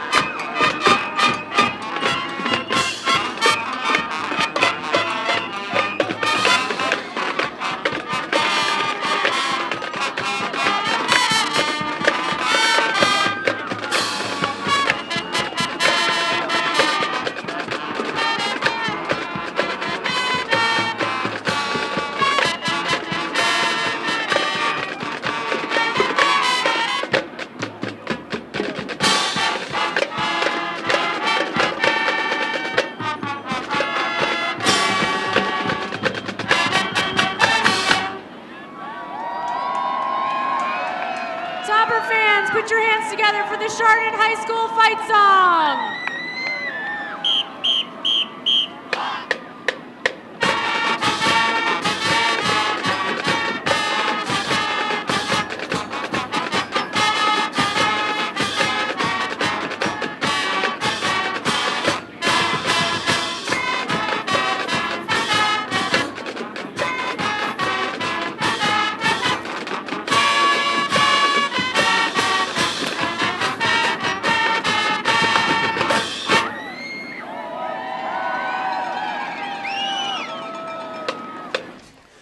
The Chardon Hilltopper Gridiron Club is a nonprofit organization whose primary focus is to support the Chardon football program, grades 7 through varsity, through growth and awareness of its need for a sustainable, healthy, and competitive football program. The Gridiron Club is dedicated to strengthening the relationship between the community, the school, the football team, the students, and their parents, supporting a quality football program that is dedicated to the physical and mental development of young men and increasing fundraising with the support of the community. The Gridiron Club provides funding for the items that are not in the school's budget. Some representative examples are football camp scholarships, new technology that can assist the coaches and players in pursuing higher education, additional weightlifting and training equipment, upgrade or reconditioning of equipment and facilities, such as locker rooms, and other items as determined by the club and football team. The Gridiron Club is looking for parents and community members who want to become involved in helping out the young men and the program. We appreciate any kind of help. Please contact a Gridiron member to join today. The Gridiron Club can use your help and involvement in improving the football program. Help can be in any form. Your time is greatly appreciated. Thank you.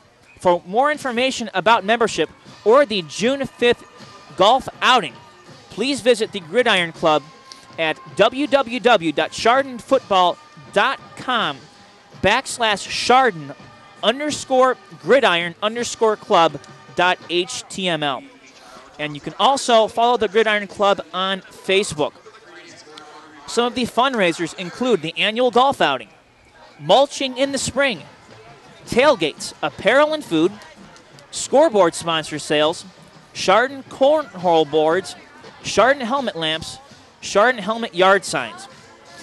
Items purchased for the football team include the 5-men tech sled, an 8-foot by 24-foot zone lineman chute, tackling dummies, weight room, the stereo for the weight room, player jerseys, huddle game film software, team spirit packs, Thursday night team dinners, preseason after game dinners for home and away games, 2-a-day pool party, senior football player gifts, coaches gifts, cheerleaders gifts, and Wounded Warrior Project participation. Major projects on board now are new equipment shed and a new press box. If you're interested in membership, sponsorship, or being involved in any projects, please contact a Gridiron Board member. Since 1931, we have grown with one constant. My family is committed to old-fashioned service and saving you money. We are proud recipients of General Motors Mark of Excellence 7 times, Time Magazine's Dealer of the Year, Top 100 Workplaces in Northeast Ohio, Chrysler's 5-star award winner 41 years in a row, and a multiple winner of the #1 automobile dealership for both sales and service in Geauga County. If you want to pay more, that's your business. If you want to pay less, that's my business. Congratulations to the Chardon Hilltoppers for having come this far in the OHSAA Division II playoffs. The Middlefield Banking Company knows that hard work and perseverance will always help you reach your goals. We wish you success in the Hilltoppers' first football playoff game since 2006, and your hometown bank is rooting for you. You know the Golden Merchant guys are always paying you top dollar for your gold. Guaranteed. Now they want you to experience the best hot dogs in the area at Hot Diggity Dogs. These dogs are topped with the freshest and highest quality ingredients. Great dogs like the tasty chili cheese dog, the poor boy dog, the awesome Chicago dog, and the Greek dog.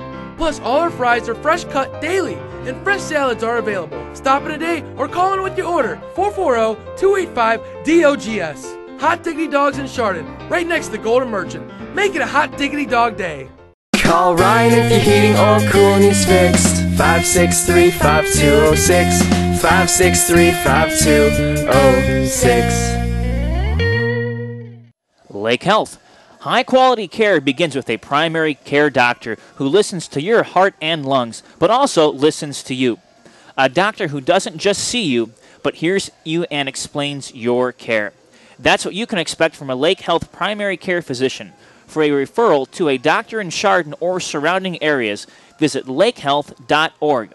Also, by Burr Funeral Home, the Burr family, treasuring memories for 6 generations. Hilltopper football players for 4 generations. www.burrservice.com. Go Toppers! The Chardon Smile Center.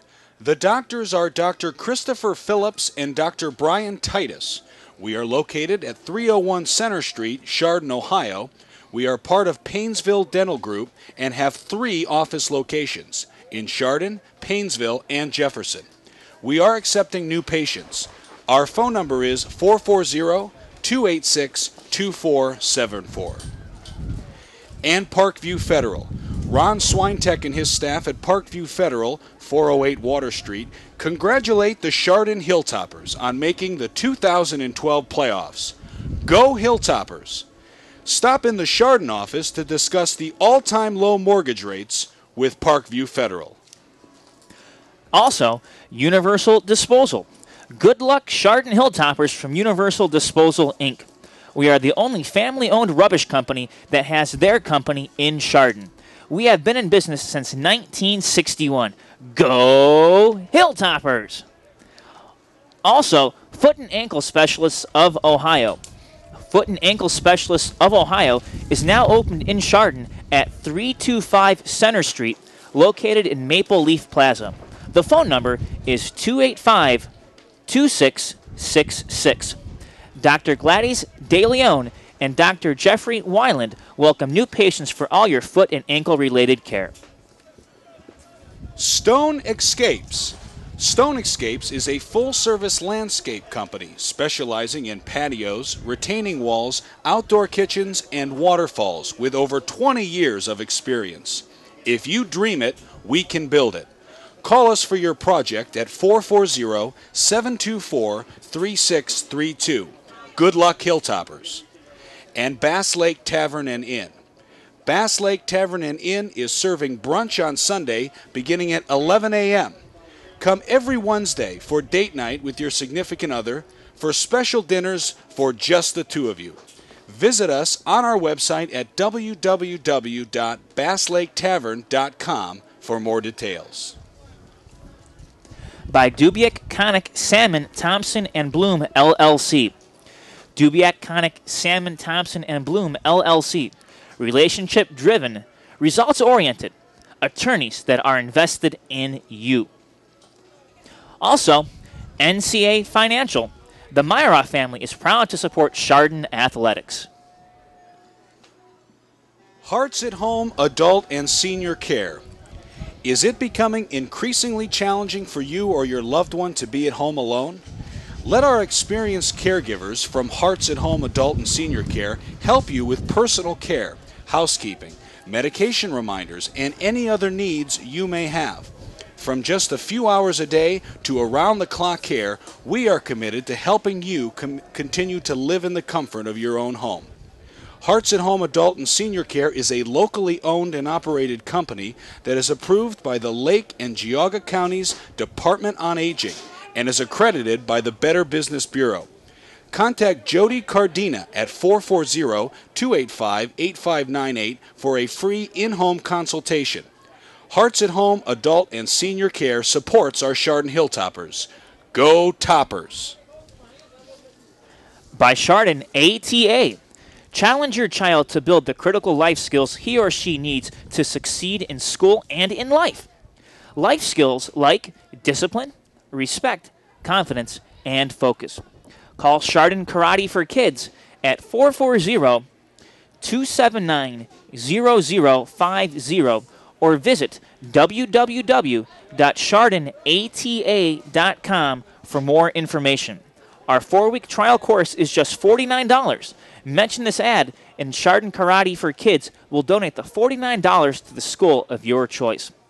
The instructors and students at Chardon Karate for Kids wish the Hilltoppers good luck in the playoffs. Joey's Italian Grill. Longo's Pizza and Joey's Italian Grill, serving Lake County and Chardon for over 43 years, would like to congratulate the Hilltoppers on a great season and good luck in the playoffs.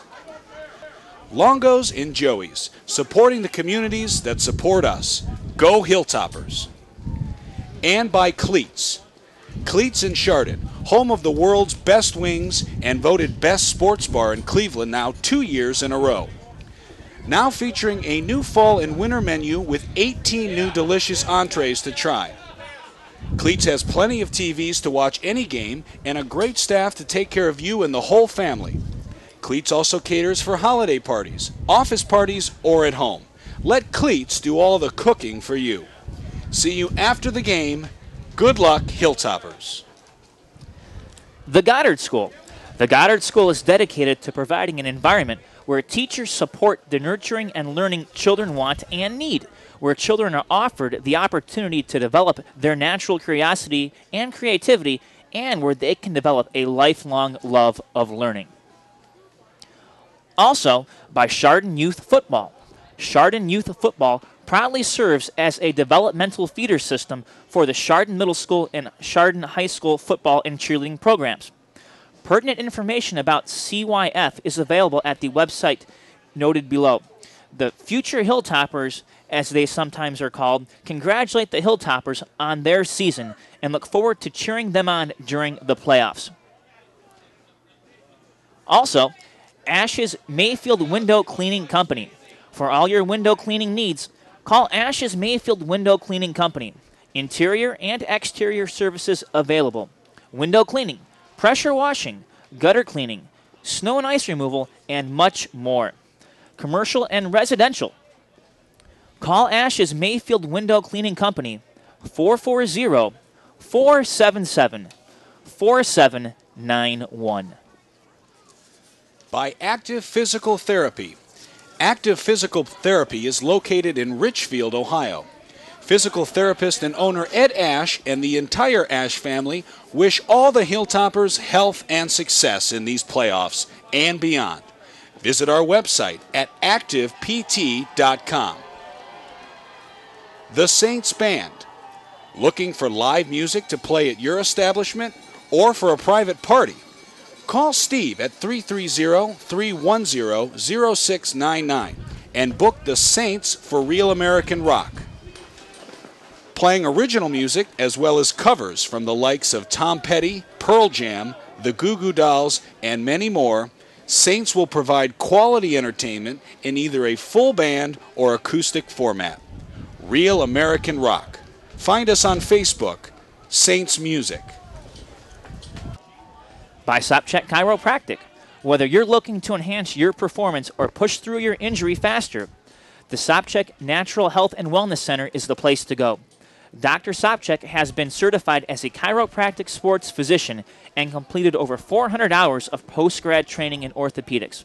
For all your sports performance needs, call Dr. Sopcheck at 440-352-0444.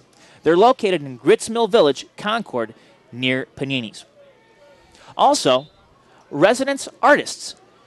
Good luck to the Hilltoppers in the state playoffs from Keith, Stu, and Ray Landis. Zeppi's Pizzeria. Head over to Zeppi's Pizzeria of Chardon for Zeppi's Boneless Wing Blowout.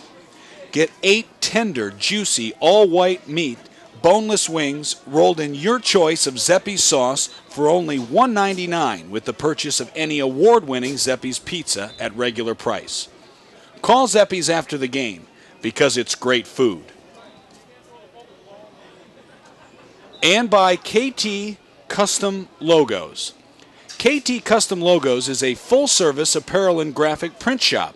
We do 99% of our work in-house, which allows us to control quality and have quick turnaround of our screen printing, embroidery, banners, and vinyl graphics. Remember to support your local businesses.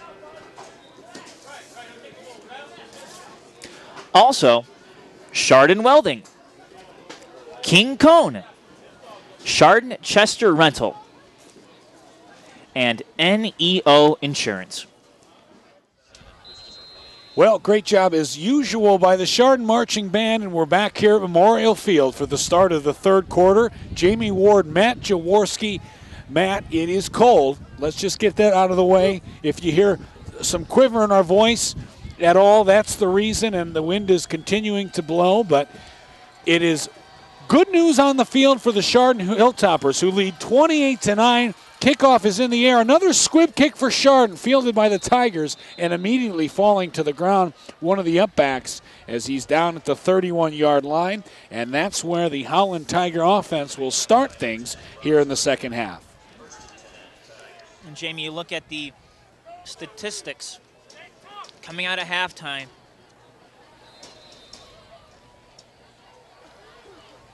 You look at the stats coming out of halftime, and Matt Bolden had 11 carries, 67 yards, 1 touchdown.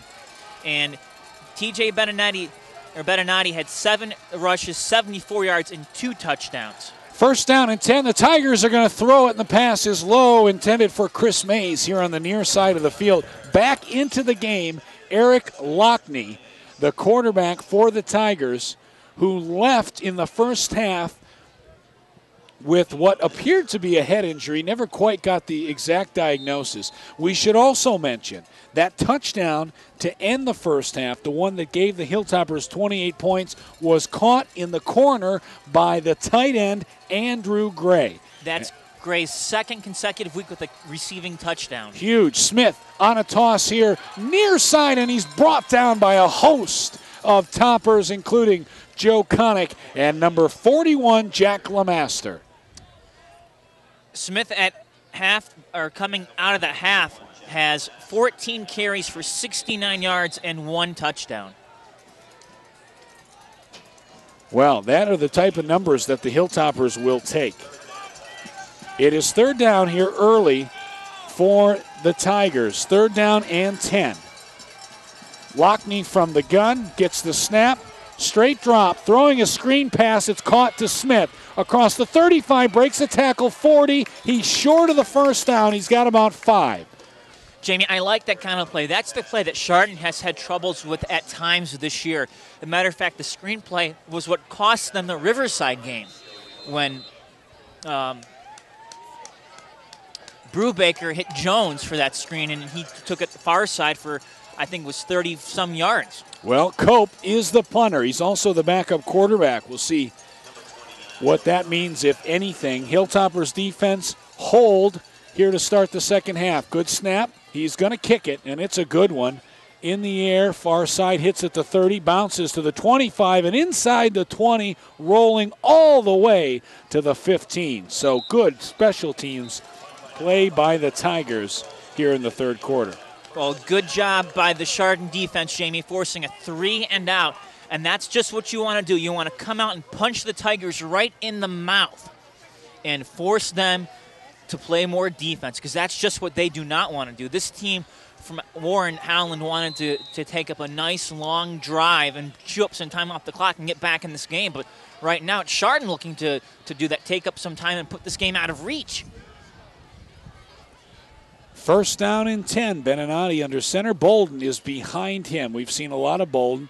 Coming in motion, Davis. The give is straight up the middle, and the pile pushes ahead for 5 yards.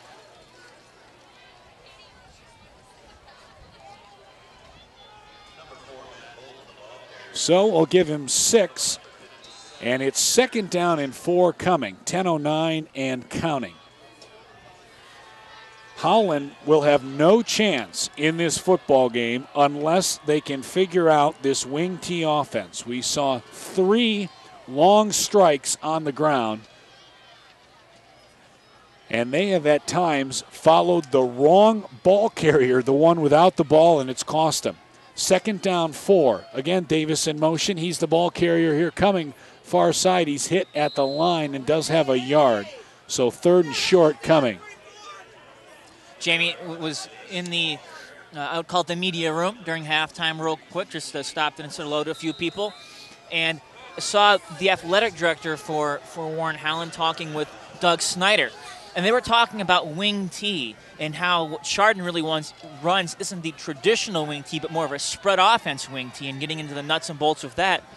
And I can only imagine if this was a traditional wing T offense, just how much more confused the Tigers would be. Second down 3. The give is to Bolden, and he goes ahead. He gets a good spot here on the near side and does have a first down across the 25 to the 26. So he got a good spot on that. Matt Bolden, I just love how he lowers his shoulders and just goes straight in and isn't afraid to be hit because he loves to draw contact.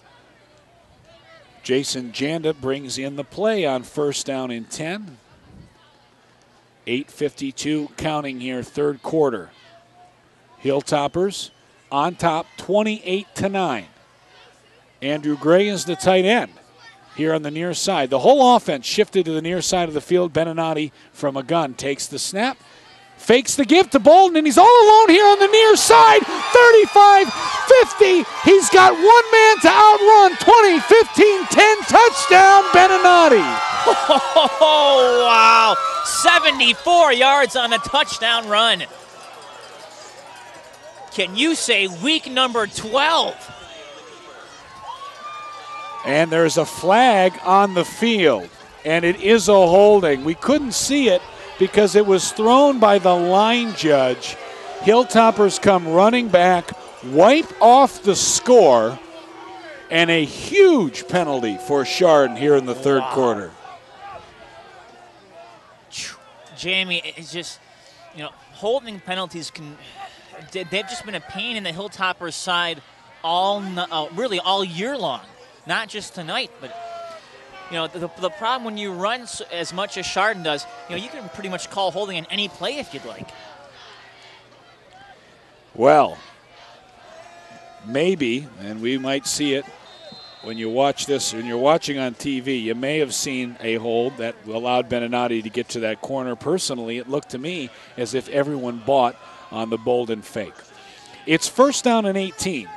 And now there is more of a traditional wing T formation.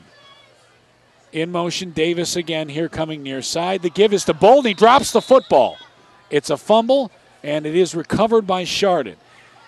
And, Matt, they have really been fortunate as well that on some of those fumble plays, they've been able to retain possession. Yeah, and Chardon, just for whatever reason, this year specifically, they have had a very, very tough time hanging on to the football. And, that's something that I know, and I've talked with Mitch about at length after games and even before games, and he just can't quite figure out why the team fumbles as much as they do. Second down and 17. Ball is on the 20. Beninati is under center. He turns and he gives it straight ahead to Bolden, who goes forward. Good gain, but they have a lot to make up. Down to the 25-yard line, give them about 5.5. And so it will be third down and long coming. Well, Chardon was in a situation like this, Jamie, earlier in the game, and they ended up giving it, I think it was to Riley Hawkins, who ran far side of the field. Of course, that ended up with Gittins having to kick the ball out of the back of the end zone. Third down and 11. Three backs behind Beninati, two tight ends in the formation. Everybody is right in the box. The give is straight ahead. It is to Bolden. He's hit at the line. He's going to be stopped well short of the first down, and so it'll be 4th and 8. And now what was a touchdown by T.J. Beninati, who's called back, and the punt team out on the field. And we haven't seen Drew Gittins since the football sailed over his head. And all eyes will be on the long snap. Let's see what happens here. Chardon has always had a strange punt formation. They have three up backs. Now they run three people in motion to the far side of the field. Man, I'm not a special teams guy, but never quite understood it. Gittins kicks it in the air. It's a good kick. High in the air, and it almost hit a Tiger. It takes a very, very good Chardon bounce all the way to the 20-yard line. Great job by Gittins. Absolutely, and that was the perfect punt, Jamie. The reason why he kicked that punt so high is you have to keep it away from Davion Smith. He is such a dangerous returner. You do not want him to get the football and start running an open field with it. This way you kick it a little bit high and short, and if it takes a good bounce, you can let it roll. If not, you can just touch it up, but it keeps number 4 from running the football. Well, as we mentioned, Lockney is back in at quarterback. There's 6:12 left, third quarter. Chardon in control. The Tigers trying to get back into this game. Robinson is the fullback. Smith is the lone setback. Play action way down the field looking for Cope, and it's Cantanzariti jumping up on a pass behind Cope, breaking it up incomplete. Cope, I think, has a good argument that time for a pass interference. Cantans got up, had his hand all over Cope's back, and was pushing off on him. But the officials didn't call anything. Hey, Cantanzariti gets that call. Well, he's a shutdown corner. I understand. What I was going to say was, if Cantans is getting that call, then the Chardon offensive line shouldn't be getting these holding penalties on him either. Matt just lost your sheets there. The wind taking them away. Looks like it's died down a little bit. A little bit. Second down now in 10. Again, it's Cope as the wide out here on the near side of the field. A pro formation for the Tigers, who are going to pitch it to the near side. Here's Smith. He's got the corner. 25, breaking a tackle across the 30 and out of bounds. He has a first down for the Tigers. Yeah, Fodor, I thought, might have been able to get him in the back, but he couldn't. And Pete LeMaster came and eventually knocked him out of bounds. Well, Pete LeMaster, who missed much of this season, he is a junior. The brother of Jack. Had a chance to talk to the LeMaster family earlier in the season at the coffee shop on the square. And it's nice to have Pete back because he is an emotional leader and a very valuable piece. So the LeMasters back roaming in the middle for the Hilltoppers. 1st and 10 from the 33. Tip ball in the air, and it's picked off. I think that was Pete. We gave him the good karma. Ball batted at the line of scrimmage, and it falls right into the hands of a Hilltopper. It's an interception and another takeaway for Chardon. And it was number 99, Pete LeMaster, with the INT. Well, Pete had that kneecap injury, missed significant time, but he is back, and he made a great play. And look at this, Jamie. Chardon, 1st and 10 from the Howland 33-yard line. Joey Fodor, the defensive end, who is a long and lanky, tall kid, someone you'll be watching play basketball this season for the Hilltoppers. He's the one who got his mitts up and knocked it in the air. Offense back on the field for the Hilltoppers. From the pistol, Beninati, Bolden behind him. To his left is Davis. The give, no, it's going to be a keeper. Beninati around and 25, diving down. He stays in bounds. A good gain, though, of about 6 or 7. Well, Jamie, the last time these Hilltoppers, well, the Hilltoppers themselves were in the playoffs was 2006, which means that these seniors on this squad were in 6th grade. Wow, that puts it in perspective. And Mitch Hewitt just had recently graduated from college. So it's been a long time, but there is a capacity crowd here at Memorial Field. It's 2nd down and 2. Beninati fakes it to Hawkins, keeps it going up the middle. He's got a first down and a good gain across the 20 to the 17. No, that time it was a touchdown-saving tackle, and I believe that it was Caleb Dahm who made the tackle. The strong safety came up and tripped up the QB. Clock running, 4:50 and counting.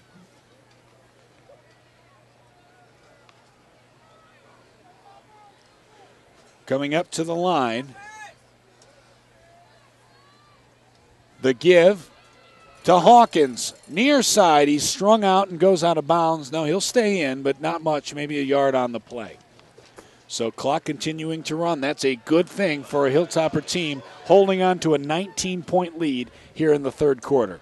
Absolutely. And, you know, if worse comes to worse for Chardon, Jamie, you know, you kick a field goal and you go up by 3 touchdowns. But, boy, if you can score a touchdown here to make it 34-35-9, you would just love to do that.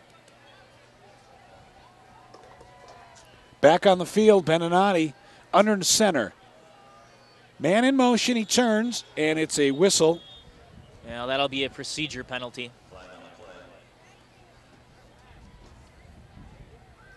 It will go against the Hilltoppers, so it's a 5-yard penalty. They'll replay the down.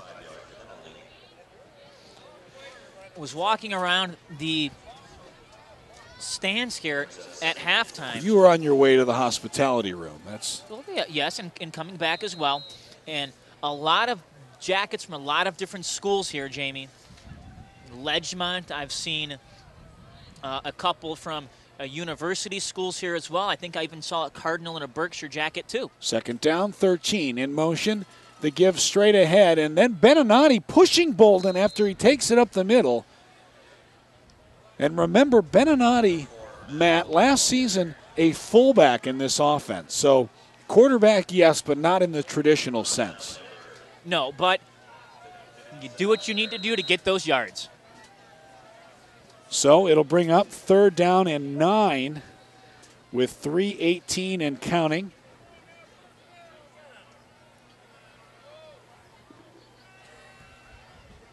Again, Beninati with a hard count.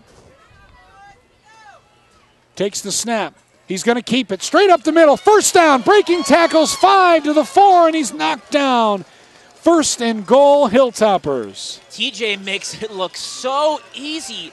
He faked the handoff, then started to run between guards, made a little cut back, and just continued to keep the burners on and nearly had another touchdown. He's already got 2. He's looking for the hat trick. Back out on the field. Beninati, very good option here, but so is Bolton directly behind him. Davis and Hawkins are in the game. Expect Hawkins to go in motion. Does not. Turns. Fakes it to Bolton. Beninati. 3, 2, 1. Touchdown.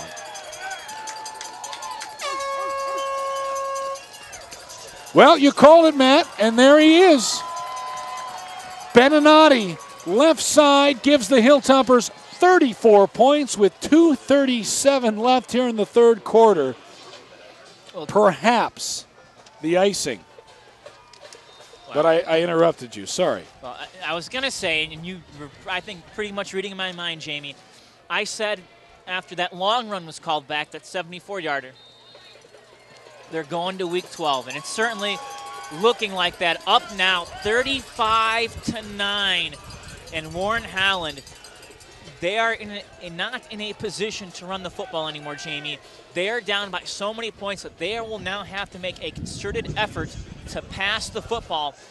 And if they cannot get it in the hands of Davian Smith, somewhere out in the flank or maybe out in the open, this season could very well be done for the Tigers. Well, if you're following with us live at home, you should pay attention on Twitter to the Kenston-Talmadge score. And if you're watching us on replay, we're watching that score live also in the 2nd half. We could have a potential great Geauga County rematch of what week 2 these two schools played. If Kenston knocked off Talmadge, Chardon and Kenston would play next week. So stay tuned for that.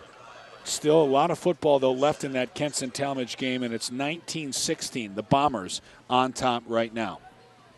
Of course, Chagrin Falls also an area team playing in NDCL 2. Notre Dame Cathedral Latin and Hawken also. That's right, I forgot about the Hawks. Losing currently to Manchester at the end of the 3rd quarter. Things look bleak for the Hawks. Now, Manchester's such a storied program when it comes to the playoffs. 4-time state champion. They've, I think, are making their 16th or 17th appearance in the playoffs. Hilltoppers will kick off the ball. They're going from right to left. It's another squib kick. The Tigers, they do handle it across the 35 to the 40 toward the sidelines, and not much. And a late flag coming on. I'll tell you what, Matt. Tigers special teams, their return game, not been good.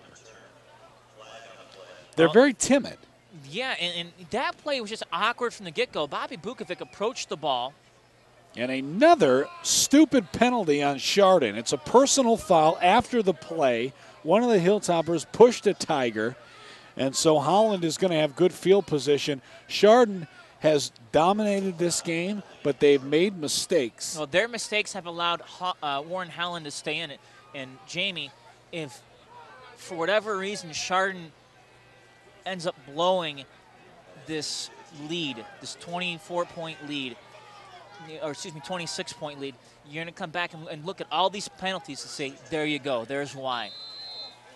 And I can guarantee you, Mitch Hewitt's going to make sure that they're not going to do that if there's a Week 12 next week. Lockney, the quarterbacks, far drop. It's Smith coming against the right side, and he's got 4 hard yards. He's hit very hard. Well, Chardon is content to let Howland just pick up 4 yards at a time on runs and just stay in bounds and let that clock continue to run, because right now, 2 minutes 10 seconds and counting, the clock is Chardon's best friend. Absolutely. Second down coming up. Under 2 minutes now. Lockney from the gun. Rolling here far side. He's going to throw it, and again it's blocked. A Hilltopper got his hands up, knocked it down. Lockney hits the turf, slow getting up. No, but he is getting up, and he's heading over to the sidelines, getting the play. And he's going to come back in the huddle. And, you know, Jamie, that's always something where I've talked with coaches about this from time to time.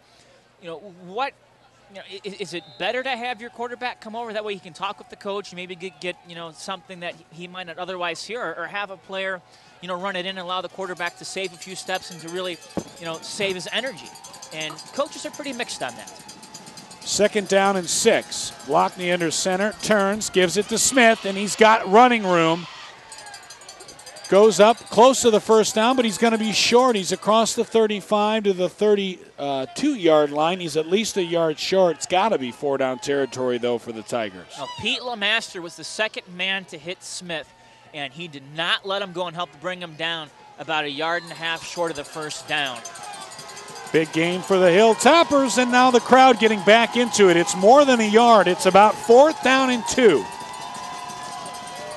So this is a must situation for the Tigers. They have to put points on the board this drive. Crowd on their feet. Hope you can hear them at home. Power I formation. Behind Lockney, who takes the snap, gives it, and he's stopped. LeMaster hits him. Connick comes in. It's going to depend on the spot, and I don't think he has it. This is going to be a very close call, but the Chardon defense made a big stop. And we have another player slow to get up. First down, Hilltoppers. Did not get it. That is a Michigan signee, a guy who's going to play Big Ten next year. You just said the M word here. Absolutely. I'm a Kent State grad. Sorry, Matt. Well, I'm a John Carroll grad, but you don't see me saying that. It looks like the player down is the right guard, Josh Barna, a senior, 5'10", 225. He's going to have to come out. He'll be replaced by Jack Finch, who's a senior, 5'11", 225. So size-wise, they really won't gain or lose anything there, except Got to jump into the gun there, aren't you? Well, he's injured. I mean, he has to come out. It's once you have to receive help. And I'm just looking at the depth chart. Well, we shall see. Nevertheless, Smith takes that ball and gets hit right at the line. And Howland, this is a team who comes in. They've had 1,700 yards out of Smith alone, 25 rushing touchdowns. And this Chardon defense has given them everything that they can handle. And that was fourth down anyway, so the defense is going to come down out on the field for Howland. And the Hilltoppers with 1 minute, 1 second left here in the third quarter. Now in full control. Heck, we may see the second team here for Chardon at some point. Maybe. You never know. It's over. Well, you with an offense of what Warren Howland is, Jamie, you really hate to say it's over until they pull their starters and until Davion Smith is taken out of the game. Once that happens, then it is over. Well, Smith does play both ways. He is currently not in the game on defense. So, Beninati under center, traditional wing tee with Janda, the lone wide receiver, the split end, turns, gives it to Bolden, who goes ahead, and he's stopped at the line, maybe a yard. Clock continuing to run. Well, Bolden racking up some very tough yards, and you need that. Plays like that is what wears down that opponent's defensive line.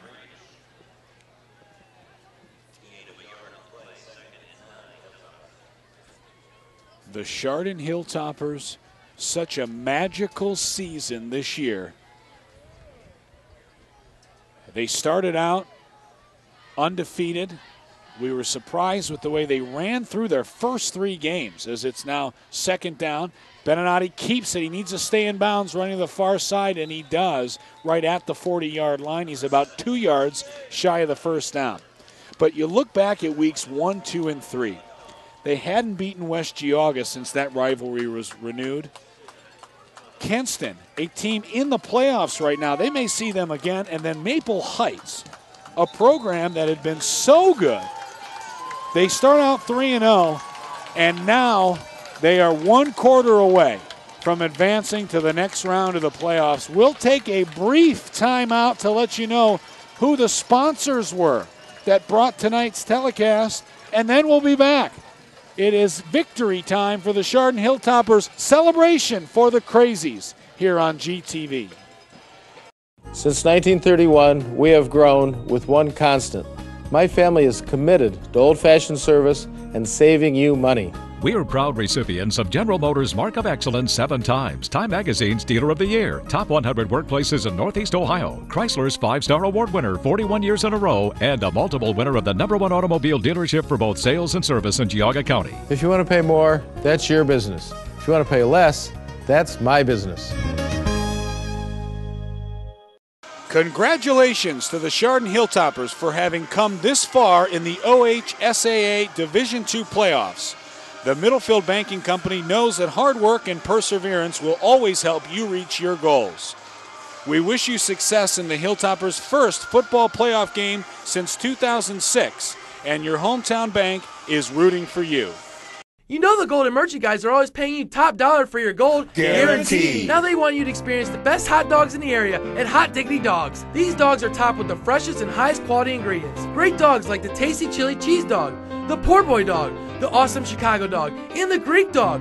Plus all our fries are fresh cut daily and fresh salads are available. Stop in today or call in with your order. 440-285-DOGS. Hot Diggity Dogs in Chardon, right next to the Golden Merchant. Make it a Hot Diggity Dog Day. Call Ryan if your heating or cooling is fixed. 563-5206. 563-5206. Lake Health. High-quality care begins with a primary care doctor who listens to your heart and lungs, but also listens to you. A doctor who doesn't just see you, but hears you and explains your care. That's what you can expect from a Lake Health primary care physician. For a referral to a doctor in Chardon or surrounding areas, visit lakehealth.org. Also, by Burr Funeral Home, the Burr family, treasuring memories for 6 generations. Hilltopper football players for 4 generations. www.burrservice.com. Go Toppers! The Chardon Smile Center. The doctors are Dr. Christopher Phillips and Dr. Brian Titus. We are located at 301 Center Street, Chardon, Ohio. We are part of Painesville Dental Group and have 3 office locations in Chardon, Painesville, and Jefferson. We are accepting new patients. Our phone number is 440-286-2474. And Parkview Federal. Ron Swintek and his staff at Parkview Federal, 408 Water Street, congratulate the Chardon Hilltoppers on making the 2012 playoffs. Go Hilltoppers! Stop in the Chardon office to discuss the all-time low mortgage rates with Parkview Federal. Also, Universal Disposal. Good luck, Chardon Hilltoppers from Universal Disposal, Inc. We are the only family-owned rubbish company that has their company in Chardon. We have been in business since 1961. Go Hilltoppers! Also, Foot and Ankle Specialists of Ohio. Foot and Ankle Specialists of Ohio is now opened in Chardon at 325 Center Street, located in Maple Leaf Plaza. The phone number is 285-2666. Dr. Gladys De Leon and Dr. Jeffrey Weiland welcome new patients for all your foot and ankle-related care. Stone Escapes.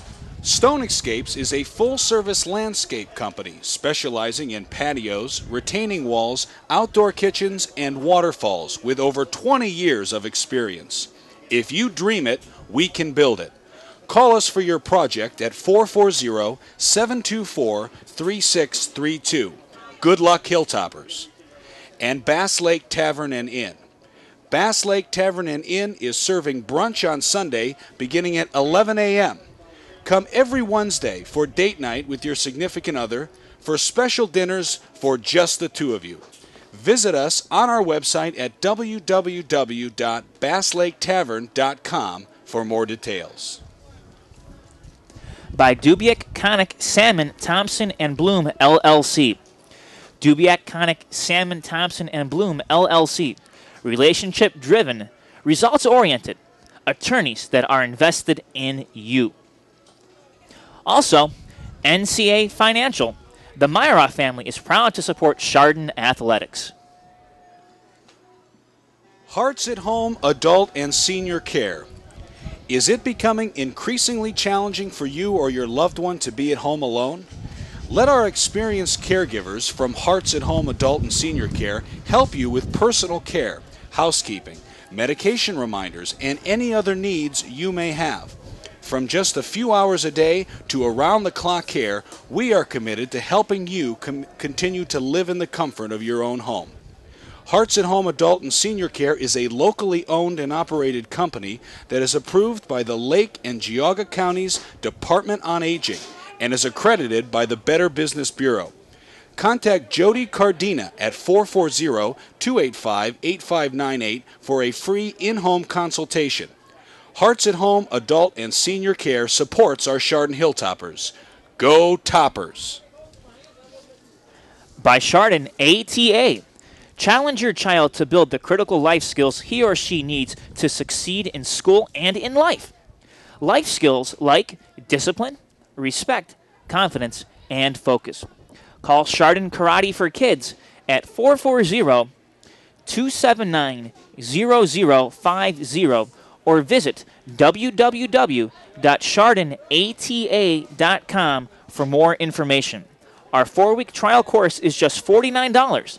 Mention this ad, and Chardon Karate for Kids will donate the $49 to the school of your choice.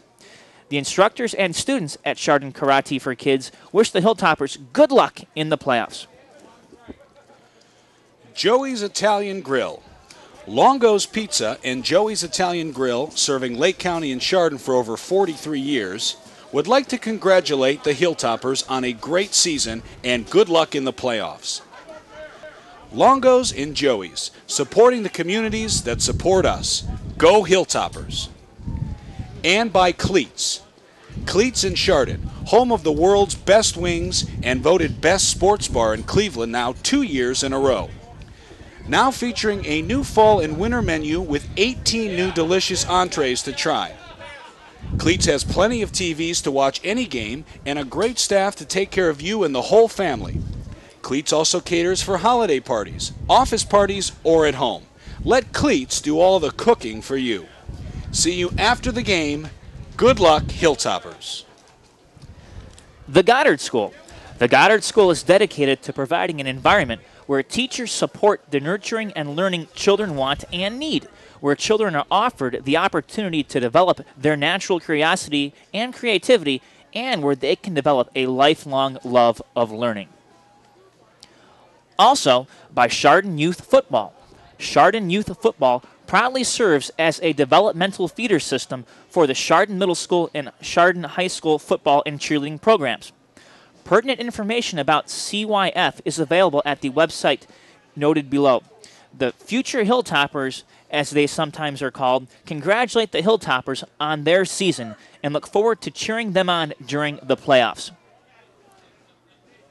Also, Ash's Mayfield Window Cleaning Company. For all your window cleaning needs, call Ash's Mayfield Window Cleaning Company. Interior and exterior services available. Window cleaning, pressure washing, gutter cleaning, snow and ice removal, and much more. Commercial and residential. Call Ash's Mayfield Window Cleaning Company, 440-477-4791. By Active Physical Therapy. Active Physical Therapy is located in Richfield, Ohio. Physical therapist and owner Ed Ash and the entire Ash family wish all the Hilltoppers health and success in these playoffs and beyond. Visit our website at activept.com. The Saints Band. Looking for live music to play at your establishment or for a private party? Call Steve at 330-310-0699 and book the Saints for Real American Rock. Playing original music as well as covers from the likes of Tom Petty, Pearl Jam, the Goo Goo Dolls, and many more, Saints will provide quality entertainment in either a full band or acoustic format. Real American rock. Find us on Facebook, Saints Music.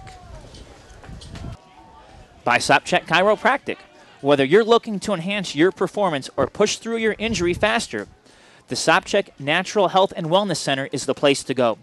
Dr. Sopcheck has been certified as a chiropractic sports physician and completed over 400 hours of post-grad training in orthopedics. For all your sports performance needs, call Dr. Sopcheck at 440-352-0444. They're located in Grits Mill Village, Concord, near Panini's. Also, Residence Artists.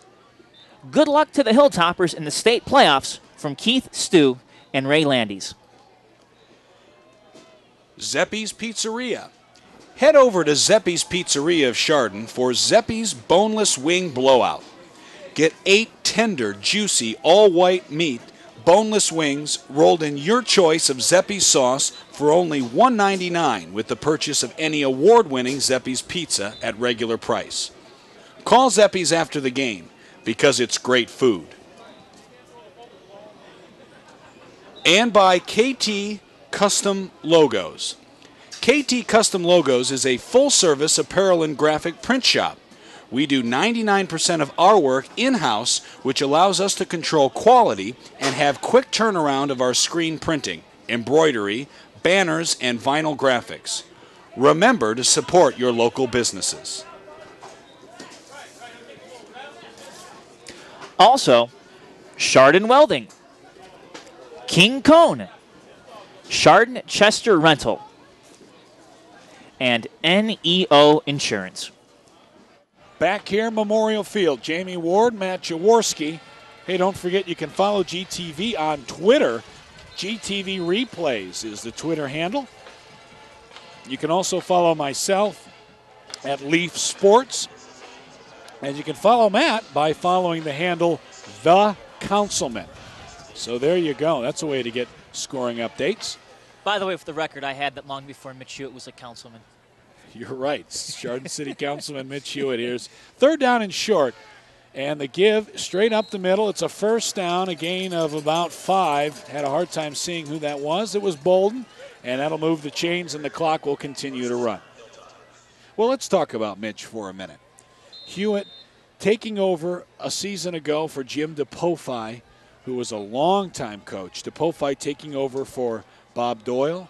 DePofai was an assistant under Doyle, very much honoring the Chardon tradition that was started back when Hewitt was a player. And then Mitch comes in, takes over this program. He does live right in Chardon with his wife.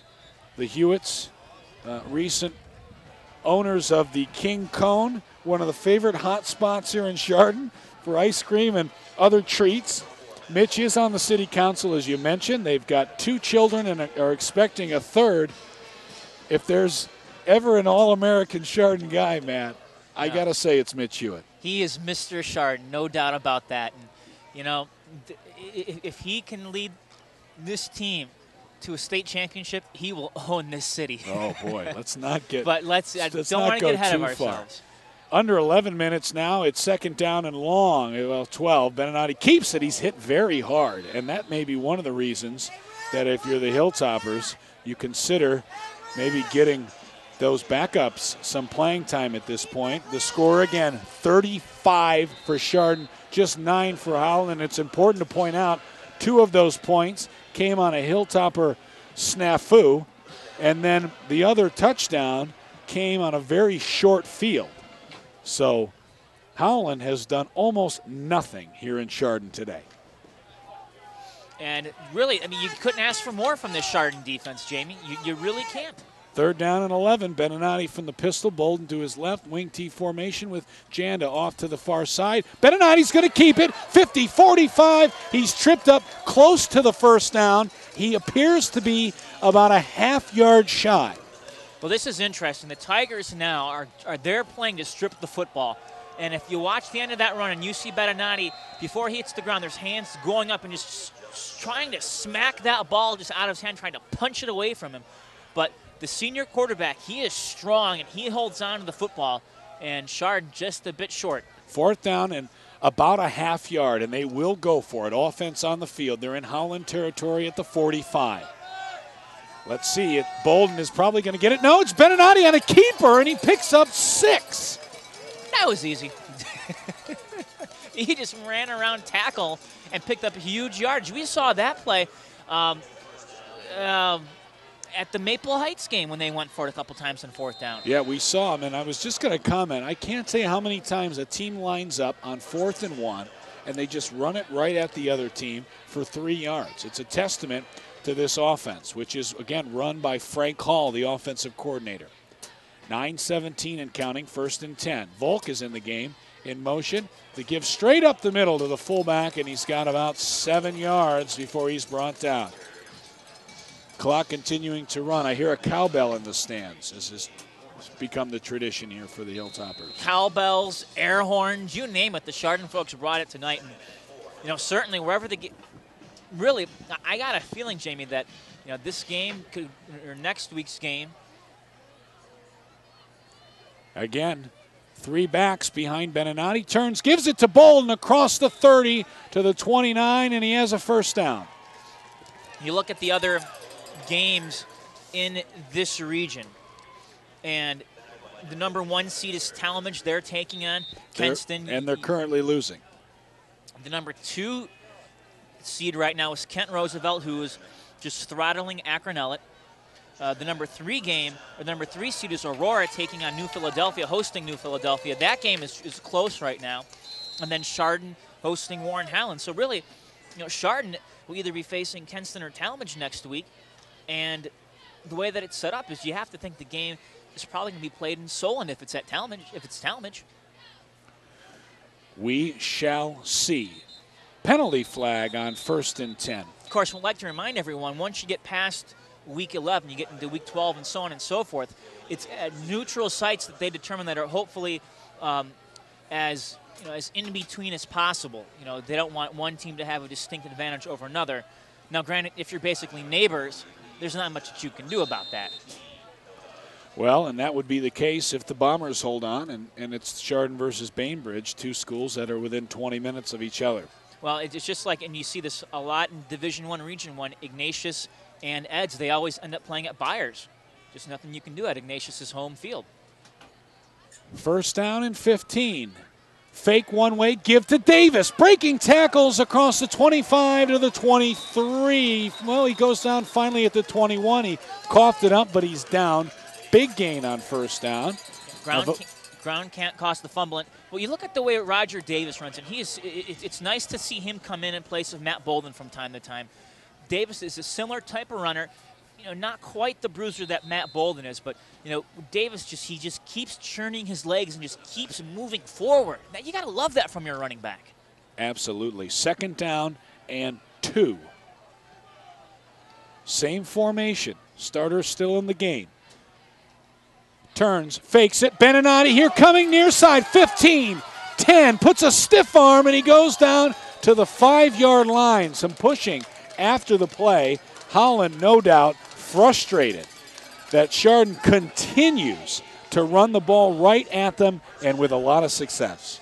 Chardon just, Jamie, you talk and you hear about this more in basketball where one team makes the other team play their style. But that's really what Chardon has done tonight. They've come in and say, hey, we know what we're going to do. Here's our game. You try to stop us. And Howland has not been able to do that. You're absolutely right. And this is a healthy Hilltopper team. Under 7 minutes now. 1st and 10. Fake one-way counter play. Roger Davis. Touchdown. Boy, that feels good. Roger Davis finding the promised land. And this game is about over. The dagger, Matt Jaworski. 41 for the Hilltoppers. Bukovic on to attempt the extra point. Normally it's illegal to slaughter tigers, but in this case we'll overlook it. And just to point things out for our listeners at home, Kenston leading Talmadge 19-16 at the end of the 3rd quarter. Bukovic's extra point is good. And the Hilltoppers now lead 42-9, and we will see some of those backup players for sure, Jaws. interesting to point out, the weather this week has been awful everywhere, not just here in Northeast Ohio, but the sun just for a moment today peeked out sometime in the afternoon, and I noticed it because it had been 8 days since Chardon had last seen sunlight. It has been raining all week. Of course, Hurricane Sandy doing much devastation to the eastern seaboard. We didn't get any of that, but we did get some nights of high winds, and then it rained all week here in Northeast Ohio. The Hilltoppers moved their practice to the Spire Institute in Geneva 2 nights, had a chance to practice in that incredible facility. We've called a game there before, but Mitch Hewitt said it's been the best week of practice all season. Well, think about it. They're in the playoffs. You know, the guys are feeling good. They're getting healthy, and it makes a difference. You're practicing. Are used to practicing in the 40-degree weather where it's just terrible outside, and now you're in a beautiful facility like Spire. It's 80 degrees or 70 degrees or whatever their temperature is, and you love to play that. You feel good when you're playing in that kind of weather. You're absolutely right. Bukovac is set to kick off here. Again, 6:53 left in the fourth quarter, but really there was a time, and there's a timeout now down on the field. Not sure who took it, but Chardon did take it. There was just sheer confusion on the Toppers' part, so they'll take a timeout and regroup and get this kickoff in. Well, the Hilltoppers, let's go over this one last time. Started off the season much better than anyone expected. There's just no doubt about it. Then they lost to South, came back, played well, but they dropped the game to Riverside. A game that surprised them, I think. You were there, and it kind of put a lot of the season in doubt, both with the playoffs and hosting tonight. Absolutely, and that was a game where the players to a person admitted that for the second week in a row, because they came out flat against Geneva the previous week, that they cost themselves the game. They played flat. They just weren't mentally focused, and they talked about that's the last time that it's going to happen. We're going to be ready here on out. And we saw them be sharp against U.S., and that was, if I'm not mistaken, homecoming. Yes. And they played extremely well. Huge game. It was a big emotional win.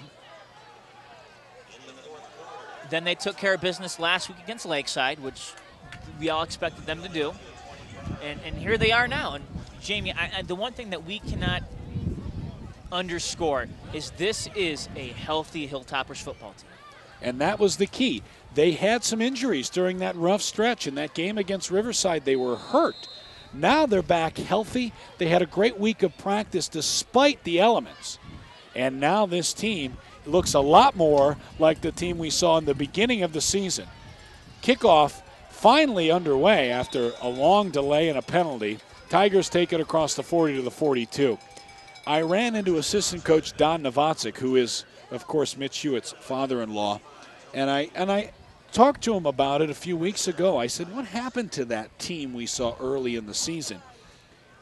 He said that he felt like they were being more conservative offensively and that they were going to open things up. Well, I don't know what exactly they've changed, and maybe it is just the team getting more healthy, but this is the type of quick-hitting wing tee team that we saw run all over the strong defenses of West G, Kenston, and Maple Heights. And they've just continued to progress. Well, out of the game is Luckney, and back into the game is Cope, who is the backup quarterback, and he takes a very lackadaisical effort on the snap and gets no gain. It's 2nd down and 10. I think the Tigers very frustrated right now as they're 6-27 and counting. And if you are listening, and of course a lot of media here today, so after the game we've got, I think, 3 of the Cleveland TV channels are here, all the major newspapers as well, including the Maple Leafs' Bill Fugate, who probably takes the best pictures of all of them. Lockney back in the game, and his pass is tipped at the line, incomplete. 3 times in the second half, a Hilltopper defensive lineman has got a hand on a Lockney pass. And that's what you like to see. You like your guys getting up there, getting some pressure, and sticking their hands up in the right spot in the right time. And, for the Chardon team, it continues to play well and to really confound Howland. And they're just keeping the pressure on, and that's what you ask. That's what you need. 3rd down, 9. Lockney from the gun. Smith still in the game.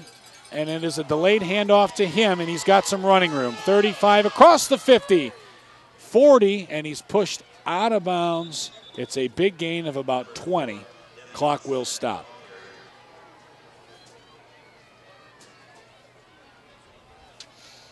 And, that's what Howland needs right now, although it's almost, next to impossible, Jamie. They need scores, roughly every minute here to get back in this game. But, Howland just needs to stop the clock. And for Chardon, it's a matter of just keeping the ball in between the out-of-bounds markers and just letting that clock run, because there's going to be some parties in Chardon tonight.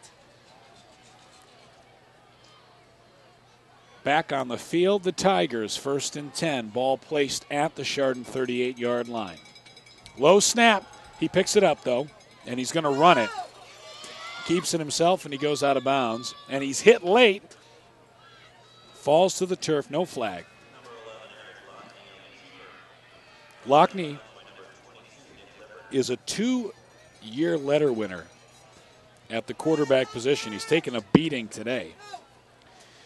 And just another scoring update for our friends listening live. Kenston now with a 10-point lead with 8 minutes left to play at Talmadge. So the Bombers trying to pull an upset against the number 1 ranked Blue Devils here in Division II, Region 5. Clock stop, 5:46. It's 2nd and 5. Little trickery. Cope is going to throw it. He took it on a reverse, going to the end zone. Free ball, and it is knocked down. The intended receiver, Chris Mays. It was an end-around pass. Great help coverage in the secondary to break up that pass by the Hilltoppers. Cantans was back there, and I think maybe Riley Hawkins was back there too, and they had enough bodies to where that pass was not going to be caught. The ball really got hung up in the air a little bit, Jamie. And Chardon, just solid defense, no penalty. Sometimes you'll get that. The ball hangs up there forever and there'll be a pass interference penalty, but not the case. Toppers playing just tremendous defense. 3rd down and 4. The give is to Smith. He's got a 1st down, 25, 20. He hurdles a guy, still on his feet, 10, and then he's upended at the 5. A big hit by Smith, an impressive run. But he took some damage there at the end, and he's going to come off the field. Well, he's going to come off the field, and that was Cantans that upended him, and Cantans a little bit stunned too. Smith going to come right back on, and a referee's timeout, as I'm not sure what the referee. Cantans went down, and he wasn't able to get up on his own power. The official stopped the clock and said, okay, you stay down, son.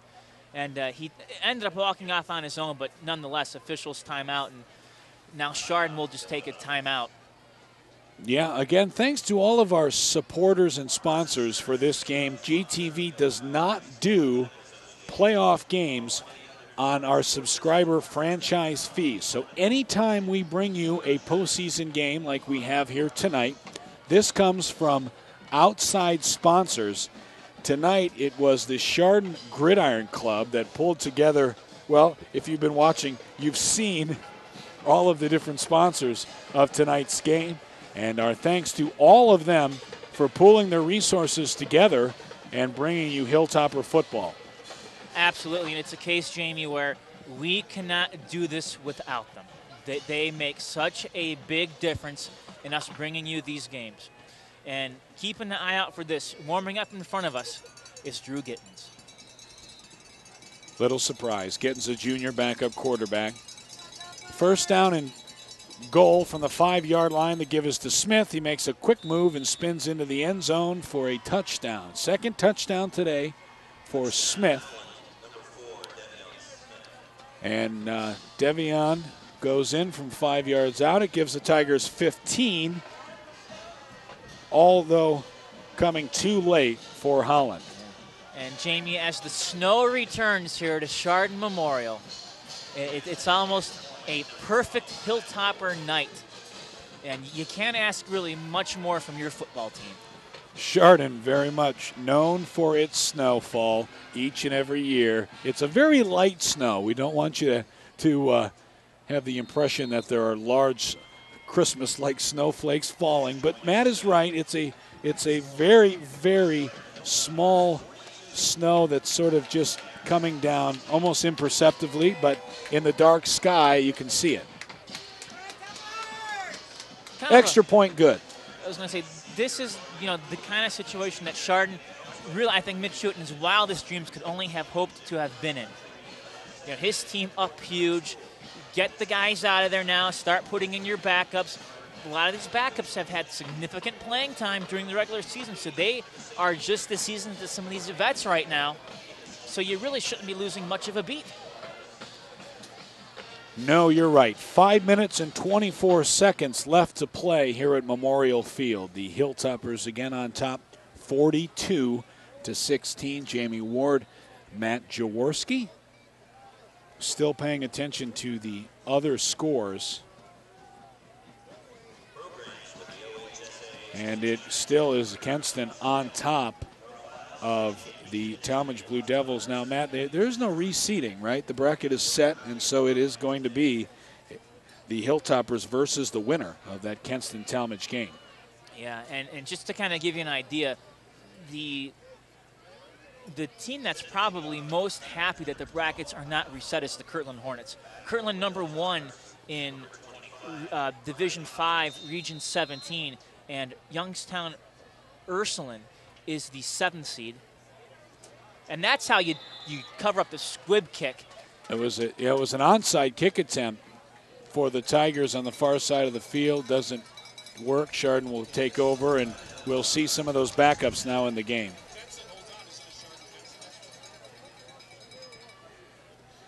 So some of the backups into the game, including Drew Gittens, the backup quarterback. He'll now take the snaps. And I'll tell you what, folks. Drew Gittens looked good last year in the time, or excuse me, last week in the time that he got to play for Chardon. Threw at least one touchdown pass. Maybe it was 2. I'd have to check for sure. I'm just so caught up in this game right now. But I don't expect him to throw the ball much today. But it's late flags coming in as there's some extracurricular pushing and shoving. We'll see who it goes against. But Drew Gittens will, pretty much be handed the keys to this team next year with the injury to Sullivan.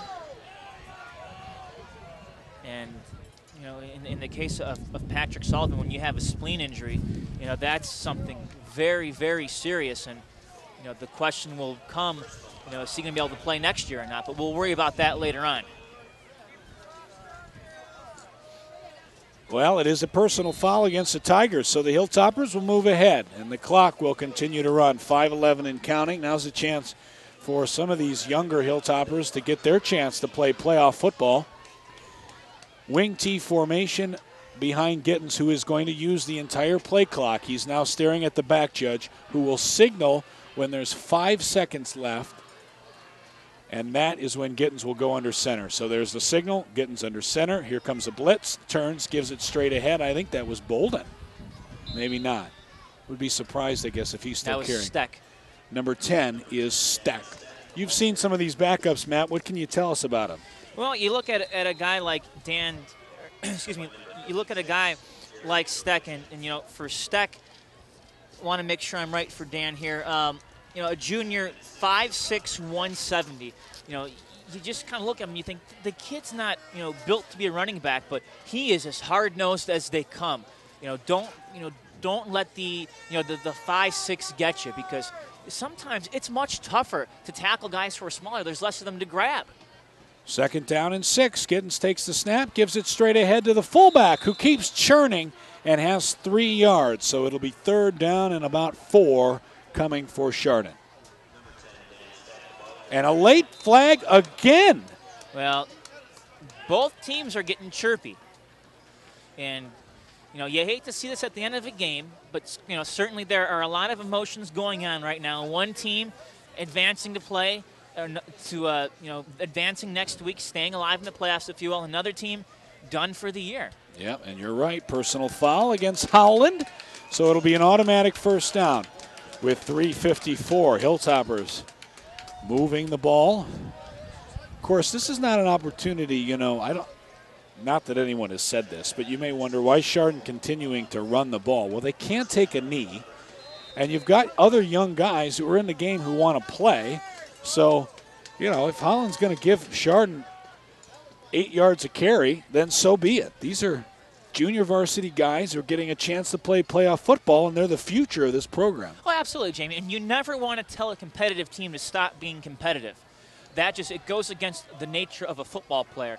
And, the other thing, too, is I hate to say this, but, Howland, if they don't like it, too bad. You have to man up, and you have to go out and you have to hit somebody. Timeout, Mitch Hewitt.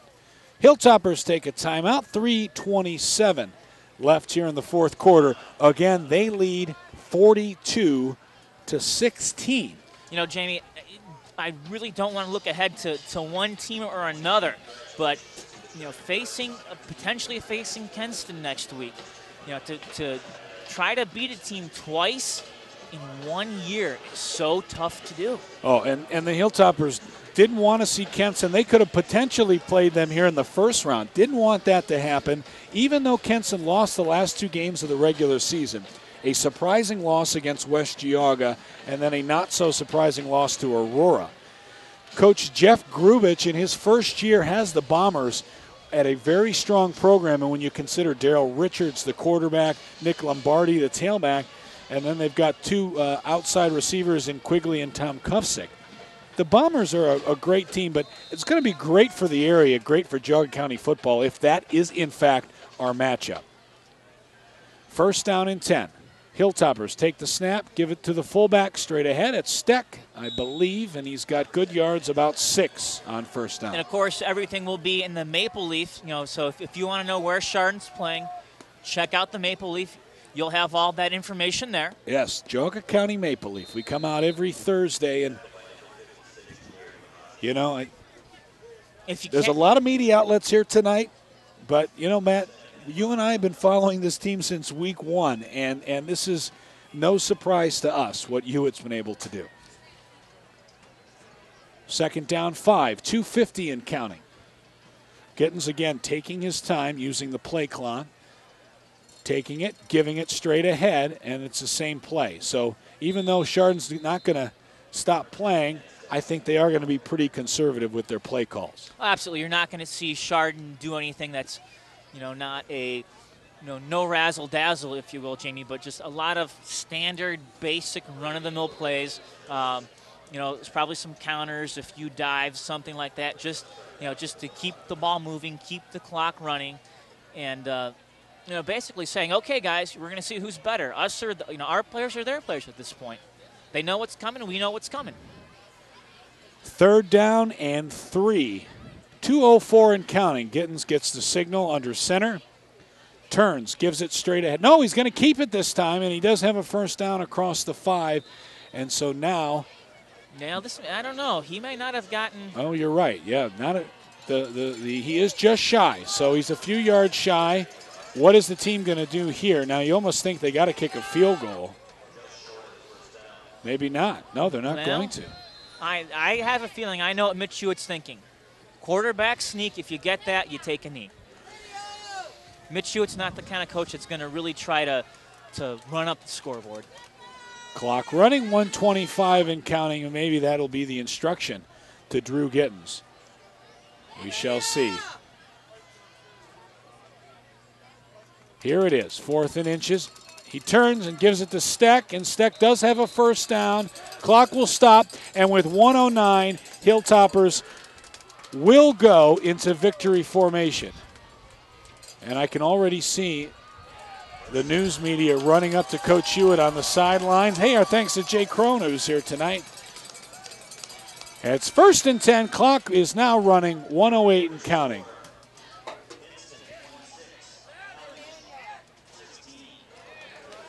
Kenston 26-16 now over the Blue Devils. Is that a final? Still in the fourth quarter. Okay. Here it is, victory formation, 53 seconds and counting. Well, the Howland Tigers certainly put up a great effort this season. Give them some credit. Their 2 losses were to extremely tough opponents. Warren Harding, always a huge school, Division I, and McKinley a 10-0 season, Niles McKinley. But they came here today, Matt, and they clearly weren't ready for the wing tee. No, they didn't know where the ball was going, and Chardon took advantage of that, and the Hilltoppers now 20-some seconds away from moving on to Week 12. That was it. Last snap happened with 21 seconds, and the game will now end. The Hilltoppers coming off the field victorious, and Chardon lining up at midfield. It was chirpy, as you said. Let's hope that there's no issues here with the shaking of the hands. But again, your final score, the Hilltoppers 42, the Howland Tigers 16. We knew Chardon could win this game, and they were the favorites at home, but to do so in such a dominating fashion, Matt, that is impressive. Jamie, it was an impressive game. It was a fun game to cover tonight, and for you folks listening live on GTV Audio, we appreciate you tuning in, and for you folks that are watching this on the replay, boy, this might be one of those games that you go to the website, check out, and maybe purchase for a future date and look back and say, wow, what a ball game. Well, the Hilltoppers now go to 9-2, and their season continues on. So visit GeaugaTV.org to see what's next with our replay schedules. For Dave Jevnikar, who produced tonight's game, and Chris and Jeff Graw, who do such a great job on the cameras, and also Matt Jaworski. Great job, Matt. This will not be the last time we work together. Again, the Hilltoppers, 42 points. Howland, 16. Chardon, moving on. Thanks for watching GTV. We'll see you soon.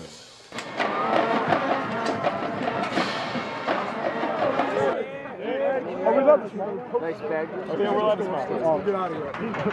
Hey, I'm proud of you. First of all, I'm proud of you. That picture that I showed you before the game, I already got a frame for it. It's got a special place in my heart. Who'd have ever thought that we bought a ticket, we chartered a bus to go watch Aurora play last year. Now we're moving on to Week 12. That's how it works, fellas. When a bunch of guys believe, a bunch of guys work their asses off, crazy things happen.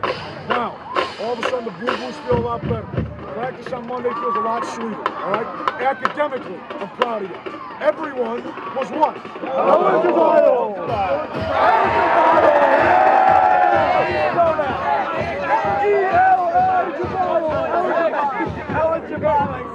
That's part of being a football player. That's part of growing up. That's part of living right, fellas. Guys, enjoy the night. Take care of yourselves, because Monday comes around, probably Kenson or Town. One or two. Kenson was winning. We're going to get a read. We're up 10. 26-16.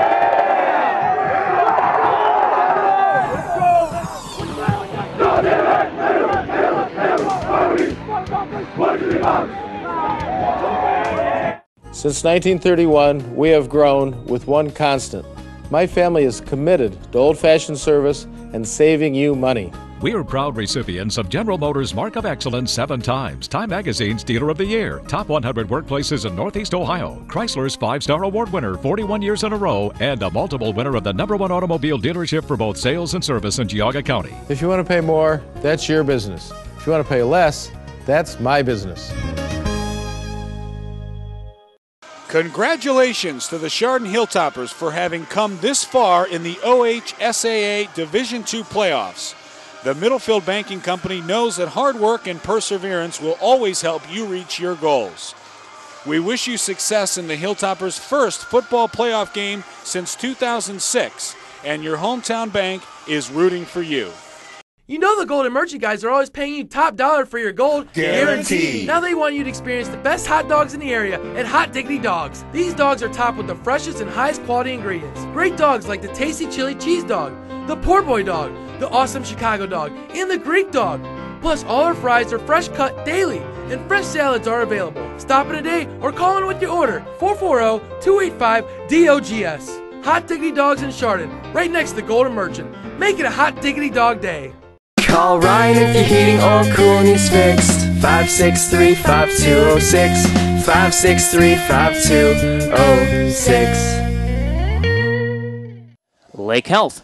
High-quality care begins with a primary care doctor who listens to your heart and lungs, but also listens to you. A doctor who doesn't just see you, but hears you and explains your care. That's what you can expect from a Lake Health primary care physician. For a referral to a doctor in Chardon or surrounding areas, visit lakehealth.org. Also, by Burr Funeral Home, the Burr family, treasuring memories for 6 generations. Hilltopper football players for 4 generations. www.burrservice.com. Go Toppers! The Chardon Smile Center. The doctors are Dr. Christopher Phillips and Dr. Brian Titus. We are located at 301 Center Street, Chardon, Ohio. We are part of Painesville Dental Group and have 3 office locations in Chardon, Painesville, and Jefferson. We are accepting new patients. Our phone number is 440-286-2474. And Parkview Federal. Ron Swintek and his staff at Parkview Federal, 408 Water Street, congratulate the Chardon Hilltoppers on making the 2012 playoffs. Go Hilltoppers! Stop in the Chardon office to discuss the all-time low mortgage rates with Parkview Federal. Also, Universal Disposal. Good luck, Chardon Hilltoppers from Universal Disposal, Inc. We are the only family-owned rubbish company that has their company in Chardon. We have been in business since 1961. Go Hilltoppers! Also, Foot and Ankle Specialists of Ohio. Foot and Ankle Specialists of Ohio is now opened in Chardon at 325 Center Street, located in Maple Leaf Plaza. The phone number is 285-2666. Dr. Gladys DeLeon and Dr. Jeffrey Weiland welcome new patients for all your foot and ankle-related care. Stone Escapes. Stone Escapes is a full-service landscape company specializing in patios, retaining walls, outdoor kitchens, and waterfalls with over 20 years of experience. If you dream it, we can build it. Call us for your project at 440-724-3632. Good luck, Hilltoppers. And Bass Lake Tavern and Inn. Bass Lake Tavern and Inn is serving brunch on Sunday beginning at 11 a.m. Come every Wednesday for date night with your significant other, for special dinners for just the 2 of you. Visit us on our website at www.basslaketavern.com for more details. By Dubiak Connick Salmon Thompson and Bloom LLC. Dubiak Connick Salmon Thompson and Bloom LLC. Relationship driven, results oriented, attorneys that are invested in you. Also, NCA Financial. The Myra family is proud to support Chardon Athletics. Hearts at Home Adult and Senior Care. Is it becoming increasingly challenging for you or your loved one to be at home alone? Let our experienced caregivers from Hearts at Home Adult and Senior Care help you with personal care, housekeeping, medication reminders, and any other needs you may have. From just a few hours a day to around-the-clock care, we are committed to helping you continue to live in the comfort of your own home. Hearts at Home Adult and Senior Care is a locally owned and operated company that is approved by the Lake and Geauga Counties Department on Aging and is accredited by the Better Business Bureau. Contact Jody Cardina at 440-285-8598 for a free in-home consultation. Hearts at Home Adult and Senior Care supports our Chardon Hilltoppers. Go Toppers! By Chardon ATA. Challenge your child to build the critical life skills he or she needs to succeed in school and in life. Life skills like discipline, respect, confidence, and focus. Call Chardon Karate for Kids at 440-279-0050 or visit www.chardonata.com for more information. Our 4-week trial course is just $49. Mention this ad, and Chardon Karate for Kids will donate the $49 to the school of your choice. The instructors and students at Chardon Karate for Kids wish the Hilltoppers good luck in the playoffs. Joey's Italian Grill. Longo's Pizza and Joey's Italian Grill, serving Lake County and Chardon for over 43 years, would like to congratulate the Hilltoppers on a great season and good luck in the playoffs. Longo's and Joey's, supporting the communities that support us. Go Hilltoppers. And by Cleats. Cleats in Chardon, home of the world's best wings and voted best sports bar in Cleveland now 2 years in a row. Now featuring a new fall and winter menu with 18 new delicious entrees to try. Cleats has plenty of TVs to watch any game and a great staff to take care of you and the whole family. Cleats also caters for holiday parties, office parties, or at home. Let Cleats do all the cooking for you. See you after the game. Good luck, Hilltoppers. The Goddard School. The Goddard School is dedicated to providing an environment where teachers support the nurturing and learning children want and need, where children are offered the opportunity to develop their natural curiosity and creativity, and where they can develop a lifelong love of learning. Also, by Chardon Youth Football. Chardon Youth Football proudly serves as a developmental feeder system for the Chardon Middle School and Chardon High School football and cheerleading programs. Pertinent information about CYF is available at the website noted below. The future Hilltoppers, as they sometimes are called, congratulate the Hilltoppers on their season and look forward to cheering them on during the playoffs. Also, Ash's Mayfield Window Cleaning Company. For all your window cleaning needs, call Ash's Mayfield Window Cleaning Company. Interior and exterior services available. Window cleaning, pressure washing, gutter cleaning, snow and ice removal, and much more. Commercial and residential. Call Ash's Mayfield Window Cleaning Company, 440-477-4791. By Active Physical Therapy. Active Physical Therapy is located in Richfield, Ohio. Physical therapist and owner Ed Ash and the entire Ash family wish all the Hilltoppers health and success in these playoffs and beyond. Visit our website at activept.com. The Saints Band. Looking for live music to play at your establishment or for a private party? Call Steve at 330-310-0699 and book the Saints for Real American Rock. Playing original music as well as covers from the likes of Tom Petty, Pearl Jam, the Goo Goo Dolls, and many more, Saints will provide quality entertainment in either a full band or acoustic format. Real American Rock. Find us on Facebook, Saints Music. By Sopcheck Chiropractic. Whether you're looking to enhance your performance or push through your injury faster, the Sopcheck Natural Health and Wellness Center is the place to go. Dr. Sopcheck has been certified as a chiropractic sports physician and completed over 400 hours of post-grad training in orthopedics. For all your sports performance needs, call Dr. Sopcheck at 440-352-0444. They're located in Grits Mill Village, Concord, near Panini's. Also, Residence Artists. Good luck to the Hilltoppers in the state playoffs from Keith, Stu, and Ray Landis.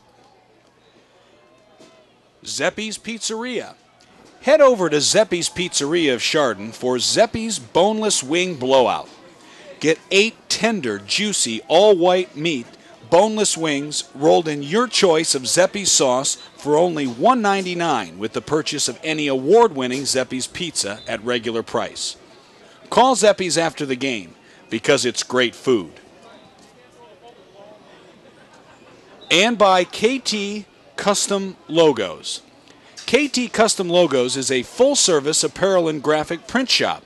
We do 99% of our work in-house, which allows us to control quality and have quick turnaround of our screen printing, embroidery, banners, and vinyl graphics. Remember to support your local businesses. Also, Chardon Welding, King Cone, Chardon Chester Rental, and NEO Insurance.